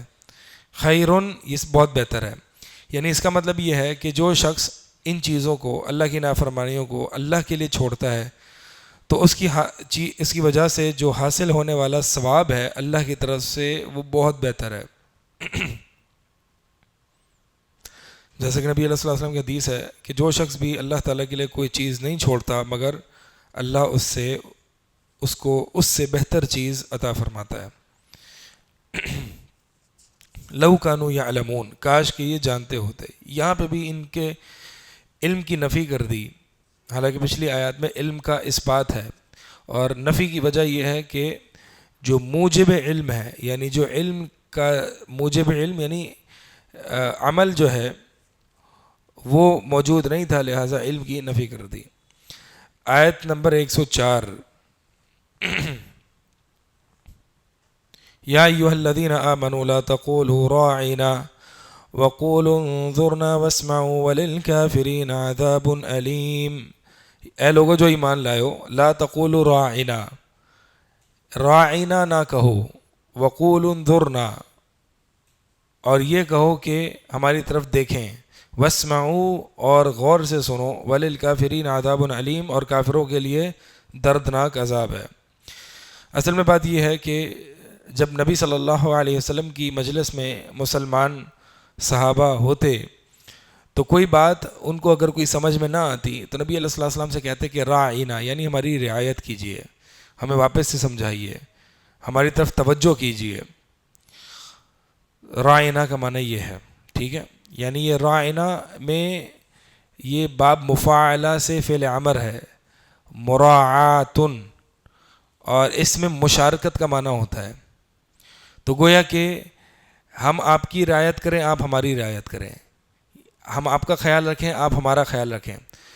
تو ایک یعنی اللہ تعالیٰ نے فرمایا کہ وقول انظرنا، یعنی راعینا نہ کہو بلکہ انظرنا کہو۔ تو ایک وجہ جو منع کرنے کی ہے وہ یہ ہے کہ اللہ کے نبی صلی اللہ علیہ وسلم کے ساتھ یہ بے ادبی ہے، کیونکہ اس میں مشارکت کا معنی ہے کہ آپ ہماری طرف توجہ کریں، میں آپ کی طرف۔ تو نبی علیہ السلام یعنی ہم آپ کی طرف توجہ کریں، یہ کہنا نبی علیہ السلام کو تو صحیح نہیں ہے، ٹھیک ہے، کیونکہ نبی علیہ السلام اللہ کے نبی ہیں تو مشارکت برابری چاہتا ہے، اور نبی اور غیر نبی میں ایک طریقے سے الفاظ میں اور ادب میں برابری اس معنی میں پیدا ہو رہی ہے۔ دوسری وجہ کہ جس کی وجہ سے اللہ تعالیٰ نے راعینا کہنے سے منع کر دیا، جو کہ اکثر مفسرین نے یہ بات ذکر کی، اور وہ یہ ہے کہ یہود جب آتے نبی علیہ السلام کی مجلس میں تو وہ راعینا کہتے، زبان کو تھوڑا سا مڑوڑ کے زبان کو کہتے راعینا۔ اب راعینا کا معنی جو ہے نا عین کے بعد یا، تو اس سے معنی ہوتا ہے راعینا ہمارے چڑواہے، راعی کہتے ہیں چڑواہے کو، تو ہمارے چڑواہے، اور وہ گویا کہ پھر ہنسی مذاق کرتے کہ دیکھیں ہم نے نبی علیہ السلام کو برا بھلا کہہ دیا اور ان کو پتہ بھی نہیں چلا۔ تو ایک بات یہ ہے۔ دوسرا یہ ہے کہ یہود جو ہے وہ راعینا کہتے لیکن یہ رعونت کی طرف نسبت کرتے ہوئے، اور رعونت کہتے ہیں بے عقلی کو، کم عقلی کو، تو اس صورت میں نبی علیہ السلام کو گویا کہ گالی دیتے تھے، ٹھیک ہے۔ تو ان تینوں وجوہات کی بنیاد پر اللہ تعالیٰ نے مسلمانوں کو منع کر دیا کہ راعنا نہ کہو، بلکہ کیا کہو، انظرنا۔ انظرنا میں یہ سارے جو مفاسد ہیں نا وہ نہیں ہیں، انظرنا یعنی ہماری طرف متوجہ ہوں، ہماری طرف توجہ کیجیے۔ اور پھر آگے فرمایا واسمعوا، کہ غور سے سنو، تاکہ تمہیں بار بار نبی صلی اللہ علیہ وسلم سے پوچھنے کی ضرورت ہی نہ پڑے۔ تو واسمعوا یعنی ایک دفعہ غور سے سن لو، طریقے سے سن لو۔ تو اس سے یہ پتہ چلا کہ استاد سے بار بار جی واپس دہرا دیں، یہ واپس سمجھا دیں، یہ واپس کر دیں، یہ بے ادبی ہے، ٹھیک ہے۔ واسمعوا، پہلی دفعہ ہی غور سے سنا کرو اور دیگر سارے کام چھوڑ دو۔ وللکافرین عذاب علیم، اور کافروں کے لیے، ان کو کافر کیوں کہا؟ کیونکہ نبی صلی اللہ علیہ وسلم کو گالی دینا یہ کفر ہے۔ ایسے کافروں کے لیے یوں، اس لیے یہاں پہ نہیں فرمایا ولہم عذاب علیم، بلکہ وللکافرین، تاکہ ان کا حکم ظاہر کر دیا جائے کہ ان کافروں کے لیے جو یہ حرکتیں کرتے ہیں کہ راعنا، یہ رعونت کے معنوں میں یا چڑواہے کے معنی میں جو نبی علیہ الصلوۃ والسلام کا مذاق اڑاتے ہیں، ان کے لیے دردناک عذاب ہے۔ اس آیت سے ہمیں یہ پتہ چلا کہ ہمیں کفار کی مشابہت سے حد درجہ بچنا چاہیے، حتیٰ کہ وہ جو الفاظ استعمال کرتے ہیں، وہ جو ایکسنٹ استعمال کرتے ہیں، وہ جو اسٹائل ان کا بولنے کا ہے، وہ جو الفاظ استعمال کرتے ہیں، ہر چیز جو ہے وہ ہمیں اس سے بچنا چاہیے کفار کے طور طریقوں سے۔ یہ اس بات پہلے بھی ہو چکی ہے، ہمارے یہاں بہت کمزوری ہے، ہمارے یہاں کفار سے بڑی مروبیت ہے، جو جتنا بڑا ایکسنٹ مارتا ہو اتنا بڑا اس کو جو ہے وہ تعلیم یافتہ سمجھا جاتا ہے۔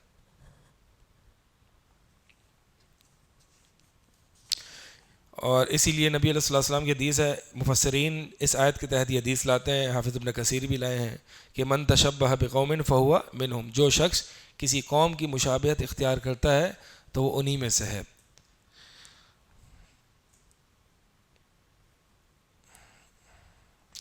ظاہری مشابہت جو ہے نا باطنی مشابہت کو مستلزم ہے۔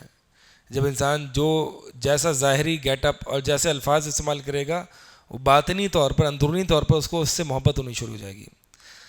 اس لیے ہمارا تو دل پینٹ شرٹ پہ نہیں مانتا، پینٹ شرٹ پہننا ہمارا دل نہیں مانتا، اگرچہ کئی اہل علم کا جواز کی بات کرتے ہیں، لیکن بہرحال اس کی طرف ابھارنا تو کسی صورت اچھی بات نہیں ہے کہ جی پینٹ شرٹ پہننا چاہیے، کیونکہ اصل تو یہ کہاں سے آیا ہے؟ کافروں سے آیا ہے نا، اب پھر مسلمانوں میں پھیل گیا ہے، تو اس لیے کئی علماء اس کو کہتے ہیں کہ جائز ہے پہننا، لیکن کوئی بھی یہ نہیں کہتا مستحب ہے پہننا۔ تو یہ جو اصل چیزیں جو کافروں سے آتی ہیں نا، یعنی یہ کافر اس بات سے خوش ہوتے ہیں کہ ہم کتنے عقل مند ہیں کہ ہم چھوٹی سے چھوٹی چیز نکالتے ہیں، یہ مسلمان ہماری چیزوں کو اپنا لیتے ہیں، یہ ان کے لیے ایک دل کی فرح کا باعث ہے۔ اسی لیے ابن تیمیہ رحمہ اللہ اقتضاء صراط المستقیم میں فرماتے ہیں کہ یعنی کفار کی مخالفت اس دین کے بنیادی مقاصد میں سے ہے، حتیٰ کہ یہود کہتے تھے کہ یہ نبی کوئی چیز نہیں ہوتی کہ جس میں ہماری مخالفت نہ کرے، ہر چیز میں ہماری مخالفت کرتے ہیں۔ یہود جوتے پہن کے مسجد میں نہیں جاتے، کبھی کبھار پہن کے جاؤ۔ عورت کے مخصوص ایام میں کفار جو ہے بالکل عورت سے دور رہتے ہیں، تم بالکل دور نہ رہو۔ افطار میں یہ جلدی نہیں کرتے، تم جلدی کرو، یعنی اسی لیے، اور اس چیز کو نبی علیہ الصلوۃ والسلام نے فرمایا کہ امت خیر پہ رہے گی جب تک کہ جلدی افطار کرے گی، یعنی جب تک کہ اس میں درس ہے، اس میں یہ کہ جب تک کہ مسلمانوں کی اپنی آئیڈینٹی ہوگی، اپنی شناخت ہوگی، کفار سے مشابہت نہیں کرے گی، تب تک یہ خیر پہ رہے گی۔ اور اس مسلمانوں کا غلبہ آ ہی نہیں سکتا جب تک کہ کفار سے مشابہت ختم نہ ہو جائے۔ آج ہم کھیل ان کے اپناتے ہیں، جو کھیل وہ کھیلتے ہیں، جو کپڑے وہ پہنتے ہیں، جو اسٹائل وہ بناتے ہیں، جیسے بات وہ کرتے ہیں، بلکہ ہماری مروبیت کا عالم یہ ہے ہم اپنے دین کا پیغام بھی ان کی زبان میں دینا کو پسند کرتے ہیں، ان کے اسٹائل میں دینے کو پسند کرتے ہیں، ان کے ایکسنٹ میں اپنے دین کا پیغام دینے کو پسند کرتے ہیں۔ ایسا ہے یا نہیں ہے؟ یعنی دین کی دعوت بھی دینی ہے تو کفار کے ایکسنٹ اور کفار کی زبان میں اور کفار کے اسٹائل میں، حد درجہ مروب ہے ہم۔ تو لہٰذا اپنی شناخت، یعنی ہم دیکھتے ہیں کہ بچوں کو بھی جو ہے نا ہم کوئی عجیب و غریب قسم کی زبان سکھا رہے ہوتے ہیں جس میں انگلش کے الفاظ ہوتے ہیں، وہ بھائی یا تو پوری اردو سکھا دو یا پھر انگریز بنا دو نا، بیچ میں یہاں وہاں کہاں جاتے ہو؟ جی آؤ کار میں بیٹھتے ہیں، یہ کیا بات ہے؟ گاڑی کہہ دو، ٹھیک ہے، ہاں جی 7 o'clock پہ ہم سوئیں گے سبحان اللہ. یہ یعنی جو ہے نا گھوڑا گاری نہیں کہیں گے، ہارس کارٹ کہیں گے. جی شرم آتی ہے پتہ نہیں کوئی کلمات کہنے میں، کیا شرم آتی ہے اللہ عالم. ہینڈ شیک کرو بیٹا، یہ اس مجھے تو اس سے بڑی مروبیت کی بو آتی ہے، گندی بدبو آتی ہے اس چیز سے. ہماری زبان اردو ہے، ہم پاکستانی ہیں، پاکستانی سے پہلے مسلمان ہیں. اگر کسی چیز پر فخر کرنا تو بچے کو عربی سکھا دو نا، عربی میں تکلم ہو تو مزہ بھی ہے تھوڑا. یہ سب سے پہلی نبی علیہ السلام کی صحابہ کی زبان ہے. پتہ نہیں کیا بچے کو عجیب و غریب قسم کا جو ہے نا وہ کیا کہتے ہیں، وہ کھچڑی بنا دی ہے. کبھی اردو چل رہی ہے، کبھی انگلش چل رہی ہے، کیونکہ والدین کو بھی پوری انگلش نہیں آتی ہے تو بچوں کو کیا سکھائیں گے. لیکن مروب تو ہیں اس لیے چند کلمات جو ہے وہ انگریزی کے سکھا دیتے ہیں. ایسے ہی نا، پوری انگریزی تو آتی نہیں ہے کہ پوری انگریزی سکھا دیں. مروبیت کی حد ہے ہمارے یہاں. اردو سکھائیں، عربی سکھائیں، یہ ہماری دینی زبانیں ہیں. تو یہ رائنا آپ دیکھیں کہ یہ جو ہے نا، اب چونکہ کفار یہود ہی الفاظ بولتے تو ان کی مشابہت سے منع کر دیا گیا، یہ نہیں بولنا. ٹھیک ہے، اب کوئی برگر بچے ہیں ان کو جو ہے وہ دین کی دعوت دینے کے لیے آپ کچھ تھوڑا وہ کر دو، وہ ٹھیک ہے، لیکن ان کو بھی مقصد یہ ہے کہ مرعوبیت نہیں ہونی چاہیے. کسی قوم کو ان کی زبان میں خطاب کرنے سے میں اس کی وہ نہیں کر رہا، لیکن مرعوبیت جو ہے نا، جو ہمارے حد درجہ مرعوبیت ہے، اس کو اصل بنا دینا یہ چیز صحیح نہیں. سمجھانے کے لیے بھی اب یار یہاں پاکستان میں سب کو ہی اردو آتی ہے یار، ٹینشن والی بات ہی نہیں ہے. ہاں ہاں، کتنے لوگ ہیں، کتنے بڑے بڑے جو ہے وہ پڑھے لکھے لوگ ہیں، وہ اردو مولویوں کی اردو زبان سن کے ہی دین پر آئے نا. یہ ہمیں ہی فکر لگ گئی ہے کہ جی جب تک کوئی انگریزی نہیں ماریں گے جب تک جو ہے وہ دین نہیں پہنچے گا ان کو. لینگویج میں ایک بہت زیادہ فلسفہ ہوتا ہے، ہر زبان کے پیچھے ایک فلسفہ ہوتا ہے. انگریزی زبان کو یہ نہ سمجھے کہ صرف یہ زبان ہے، یہ پورا فلسفہ ہے. سمجھ آ رہی ہے بات؟ نہیں آ رہی.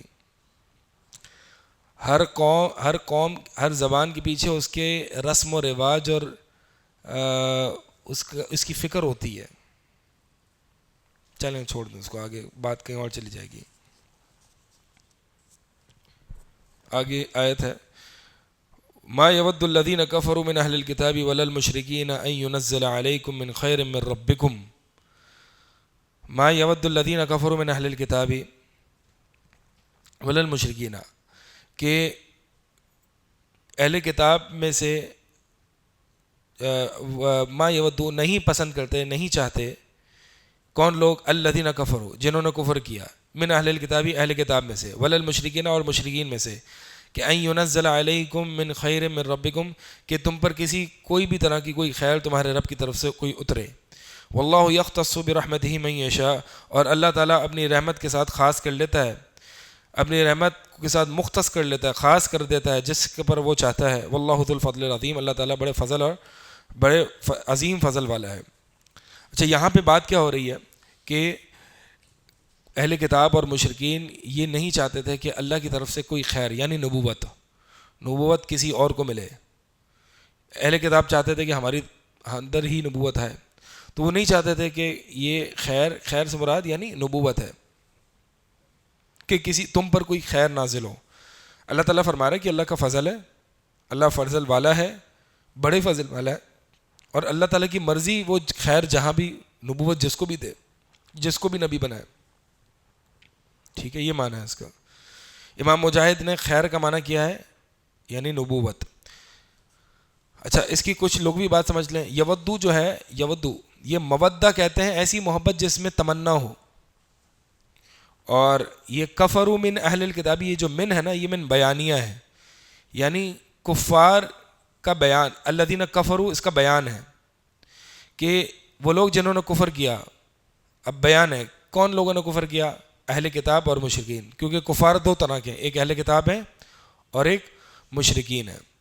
اور یہ جو ولا ہے نا من اہل الکتابی ولا المشرکین، یہ لا زائدہ ہے اور یہ تاکید کے لیے آیا ہے کہ اہل کتاب کفار میں سے جو اہل کتاب اور مشرکین ہیں وہ کسی صورت ہرگز یہ پسند نہیں کرتے کہ تم پر کوئی نبوت تمہارے رب کی طرف سے نازل ہو.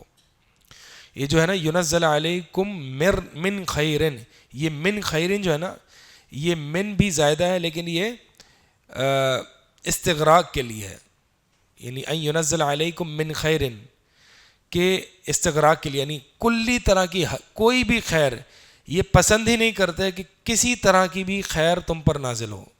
استغراق کا معنی یہ تمام خیر کو سمو لینا. من ربکم میں جو من ہے یہ ابتداء غایت کے لیے ہے.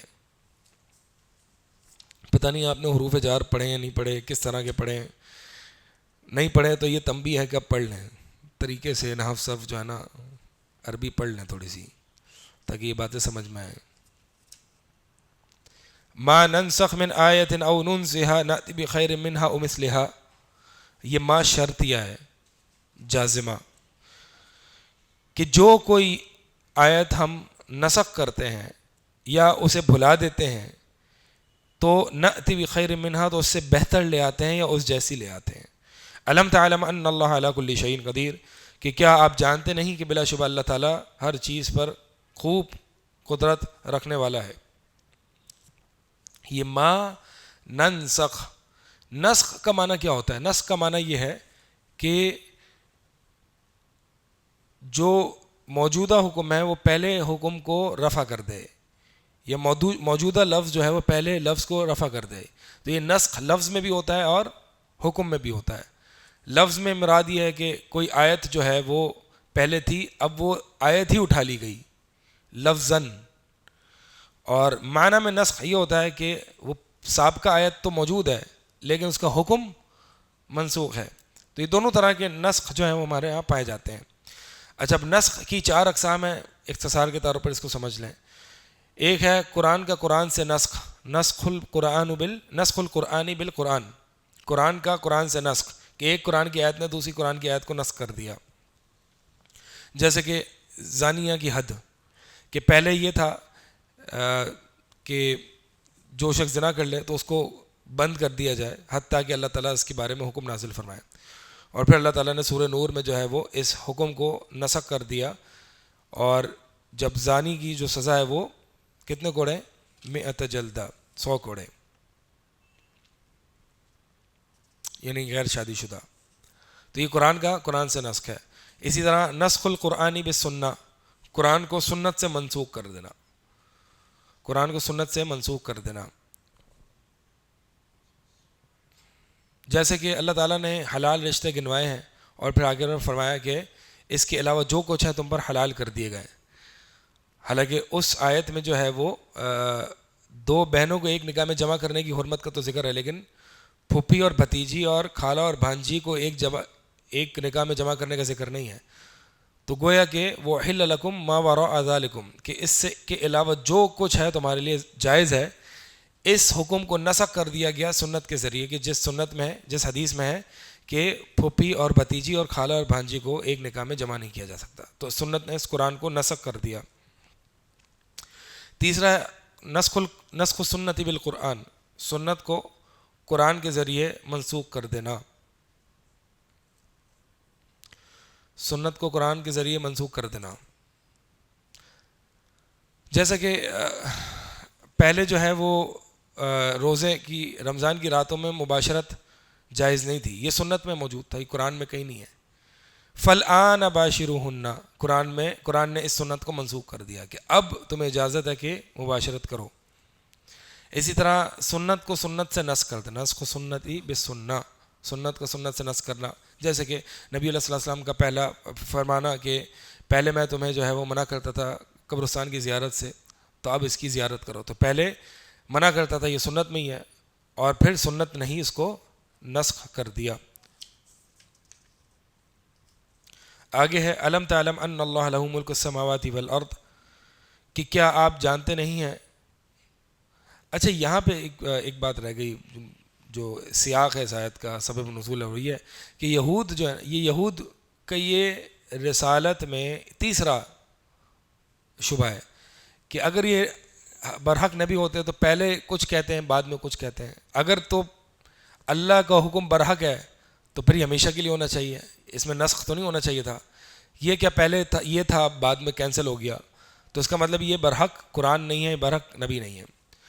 تو اللہ تعالیٰ نے اس میں یہ فرمایا کہ جو بھی ہم منسوخ کرتے ہیں نا تو اس سے بہتر یا اس جیسی چیز لے آتے ہیں, یعنی جو دنیا اور آخرت کے فوائد اور نفع کے اعتبار سے ہو. رہی بات یہ کہ اس کے جواب کئی علماء نے بھی دیے ہیں کہ اللہ تعالیٰ نے جو پہلے حکم کو منسوخ کر دیا نا تو وہ اس اعتبار سے کہ وہ حکم اسی وقت کے لیے تھا, اسی وقت کے لیے تھا. اب جیسے کہ ڈاکٹر ابتدائی بیماری میں کچھ دوائی دیتا ہے, پھر اس کے بعد کچھ دیتا ہے, پھر اس کے بعد کچھ دیتا ہے, تو اس وقت کے لیے وہ بیماری صحیح, تو اسی لیے اللہ تعالیٰ کا حکم اس وقت کے لیے وہی ٹھیک تھا, وہی موضوع تھا. پھر اس کے بعد جو دوسرا حکم دیا وہ اسی وقت کے لیے تھا. اور ایک اور بات یہ ہے کہ نسخ جو ہے نا وہ احکام میں ہوتا ہے, اخبار میں نہیں ہوتا. ٹھیک ہے, خبروں میں نہیں ہوتا. مثال کے طور پر موسیٰ علیہ السلام کا قصہ نسخ ہو گیا, اس سے تو یہ بات لازم آتی ہے کہ پھر پہلے جھوٹ بیان کیا گیا تھا. احکام میں جو نسخ ہوتا ہے نا تو وہ اس صورت میں ہوتا ہے کہ جو حکم پہلے تھا وہ اسی مدت کے لیے تھا. ٹھیک ہے, اب جیسے کہ عیسیٰ علیہ السلام آئیں گے قرب قیامت, جزیہ کو ختم کر دیں گے, تو یعنی یہ نبی علیہ السلام پر نسخ نہیں ہے, یعنی کوئی بھی نبی علیہ السلام کو حکم کو منسوخ نہیں کر سکتا. گویا کہ نبی نے ہمیں بتا دیا نا صلی اللہ علیہ وسلم کہ جزیہ میرے ٹائم سے لے کر عیسیٰ علیہ السلام کے نزول تک ہی ہے. یعنی نبی علیہ السلام کا یہ بتانا کہ عیسیٰ علیہ السلام آ کے جزیہ کو ختم کر دیں گے, گویا کہ نبی کا یہ بتانا ہے کہ جزیہ کی مدت میری بعثت سے نزول عیسیٰ تک ہے, پھر وہ ختم کر دیں گے. یعنی یہ بھی شریعت محمدیہ ہے صلی اللہ علیہ وسلم. تو نسخ کا معنی یہ ہوتا ہے کہ اللہ تعالیٰ نے جو پہلا حکم نازل کیا تھا وہ اسی مدت کے لیے تھا. اور پھر اللہ تعالیٰ نے آگے فرمایا ان اللہ علم تعلم ان اللہ علی کل شیء قدیر. اس کی کیا مناسبت ہے نسخ سے؟ اس میں یہ ہے کہ اگر اللہ تعالیٰ نسخ کرنے پر قادر نہ ہوتا تو یہ اللہ تعالیٰ پر عیب ہے, اور یہ اللہ کی عدم قدرت پر دلالت کرتا ہے. تو اللہ تعالیٰ خوب قادر ہے, سب چیزوں پر قادر ہے. اللہ تعالیٰ جب چاہے جتنی مدت کے لیے چاہے وہ حکم نازل کرے, جب چاہے وہ حکم کو اٹھا لے, تو اللہ کی مرضی ہے. ہم کون ہوتے ہیں اس پر سوال اٹھانے والے؟ آیت نمبر 107 میں اللہ نے فرمایا الم تعلم ان اللہ لہ ملک السماوات والارض وما لکم من دون اللہ من ولی ولا نصیر, کہ کیا آپ نہیں جانتے کہ بلا شبہ اللہ تعالیٰ اسی کے لیے ہے آسمان اور زمین کی ملکیت, وما لکم من دون اللہ من ولی ولا نصیر, اور اللہ کے علاوہ کوئی نہ دوست ہے نہ کوئی مددگار.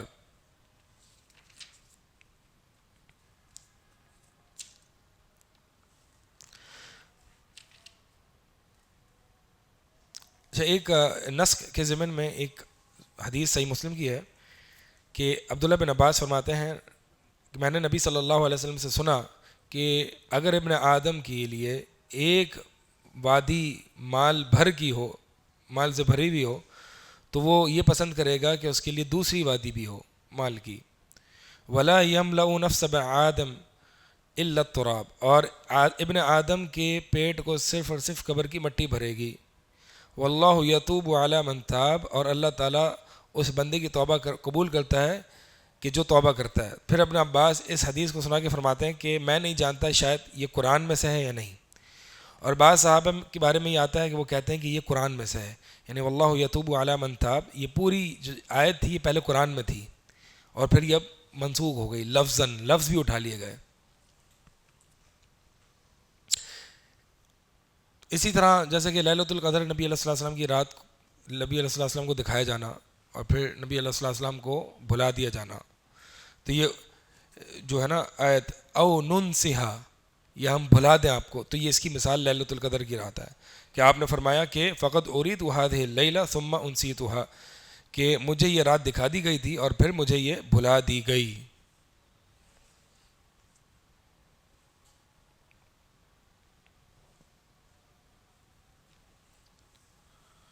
ام تريدون ان تسألوا رسولكم كما سئل موسى من قبل ومن يتبدل الكفر بالایمان فقد ضل سواء السبیل, تو کیا تم یہ چاہتے ہو کہ تم اپنے رسول سے وہ سوال کرو جیسا کہ موسیٰ علیہ السلام سے سوال کیا گیا تھا اس سے پہلے، اور جو شخص ایمان کے بدلے کفر کو لے لیتا ہے فقط ضل سواء السبیل، تو بلا شبہ تحقیق وہ بڑی سیدھے راستے سے بھٹک گیا۔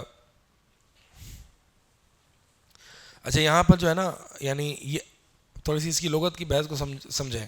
یہ ام جو ہے یا تو منقطع ہو سکتا ہے، متصلہ ہو سکتا ہے۔ منقطع ہونے کی صورت میں یہ ام بمعنی بل ہے، یعنی بلکہ تم جو نبی صلی اللہ علیہ وسلم پر نسخ کا الزام لگا رہے ہو اور شبہ وارد کر رہے ہو، بلکہ تم تو وہ لوگ ہو کہ تم اپنے رسول سے وہ سوال کرتے ہو جیسے کہ موسیٰ علیہ السلام سے پہلے سوال کیا گیا۔ تو یہ ام منقطع بمعنی بل ہوگا، یا پھر یہ ام جو ہے وہ متصلہ اگر مانا جائے تو اس میں جو ہے وہ اس کا تعلق پیچھے سے ہے کہ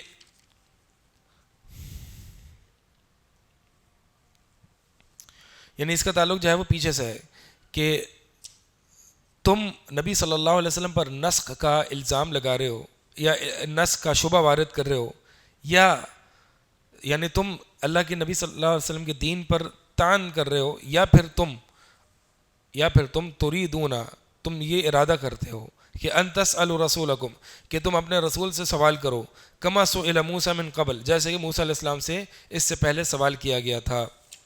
اچھا موسیٰ علیہ السلام سے کیا سوال کیے گئے تھے؟ سورہ نساء میں آتا ہے، اس کی وضاحت سورہ نساء میں، یسألک اہل الکتاب ان تنزل علیہم کتابا من السماء، کہ اہل کتاب اے نبی صلی اللہ علیہ وسلم آپ سے یہ سوال کرتے ہیں کہ آسمان سے کوئی کتاب نازل کر دو۔ فقد سألوا موسیٰ اکبر من ذلک، تو بلا شبہ موسیٰ علیہ السلام سے اس سے بھی بڑی بڑی چیزیں انہوں نے پوچھی تھی، اور کیا کہا تھا؟ فقالوا ارنا اللہ جہرا، کہ ہمیں اللہ کو جو ہے وہ کھلم کھلا دکھا دے۔ یہ موسیٰ علیہ السلام سے یہ سوال کیے تھے، اس طرح کے گستاخانہ سوال، ٹھیک ہے۔ تو یعنی یہ آپ سے اس طرح کے سوالات کرتے ہیں یہ اہل کتاب، تو موسیٰ علیہ السلام سے اس سے پہلے یہ سوالات، اس سے بھی بڑے سوالات کر چکے ہیں۔ تریدون، یہاں پہ جو ہے نا ارادہ سوال کی نفی کر دی کہ تم نے ایسے سوال کا ارادہ بھی نہیں کرنا، چاہے جا کے سوال کرو، سوچنا بھی نہیں ہے اس بارے میں۔ باقی یہ جو سوال کرنے کے بارے میں جو منہج ہے نا، یہ قرآن نے ہمیں بتلایا ہے کہ ہمیں کیا سوال علماء سے کرنے چاہیے، کیا نہیں کرنے چاہیے، سوال میں ہمارا منہج کیا ہونا چاہیے۔ کچھ دو چار حدیثیں آپ کو سنا دیتا ہوں۔ نبی علیہ الصلوۃ والسلام کی حدیث ہے، فرماتے ہیں کہ مسلمانوں میں سب سے بڑا مجرم وہ ہے کہ جو ایسی چیز کے بارے میں سوال کرتا ہے جو حرام نہیں ہوتی، اور پھر اس کے پوچھنے کی وجہ سے وہ چیز حرام کر دی جاتی ہے۔ ایک اور حدیث میں آتا ہے، نبی علیہ الصلوۃ والسلام نے فرمایا کہ جب تک میں تمہیں کوئی حکم دے کے چھوڑ دیتا ہوں، مزید اس کی تفصیل نہیں کرتا، تو تم بھی اس کو چھوڑ دو، مزید اس کو کرے دو نہیں، کیونکہ تم سے پہلے جو ہے وہ جو لوگ ہلاک ہوئے تھے وہ بہت زیادہ سوال اور انبیاء کے احکامات کے بارے میں اختلاف کرنے کی وجہ سے ہلاک ہو گئے تھے۔ تو بہت زیادہ سوال کرنا یہ موجب ہلاکت ہے۔ پس فَإِذَا أَمَرْتُكُم بِشَيْءٍ فَأْتُوا مِنْهُ مَا اسْتَطَعْتُمْ، جب میں تمہیں کوئی کام کا حکم دوں تو حسب استطاعت اس کو بجا لاؤ، اور جس کام سے روک دوں تو اس کو چھوڑ دو۔ اب یہ بات جیسے کہ نبی علیہ الصلوۃ والسلام سے ایک شخص نے سوال کیا کہ ہم ہر سال، اب نبی علیہ الصلوۃ والسلام نے فرمایا کہ حج فرض کرو جس کے پاس طاقت ہے۔ اب یہ سوال کہ ہر سال حج فرض کریں، ہر سال حج کریں، تو یہ سوال جو ہے وہ ایسے سوالات نہیں ہونے چاہیے، ٹھیک ہے۔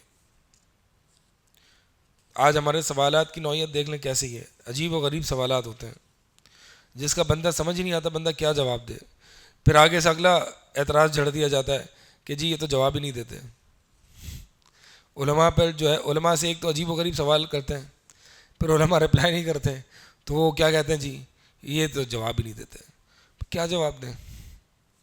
تو سوالات جو ہے نا وہ ہمیں سوالات کرنے کا طریقہ بھی آنا چاہیے، سوال کیا کرنا ہے اور سوال کیسے کرنا ہے۔ اب آپ پوچھیں گے موسیٰ علیہ السلام کی والدہ کا نام کیا تھا، اس پہ آپ کو کیا جواب دے آدمی؟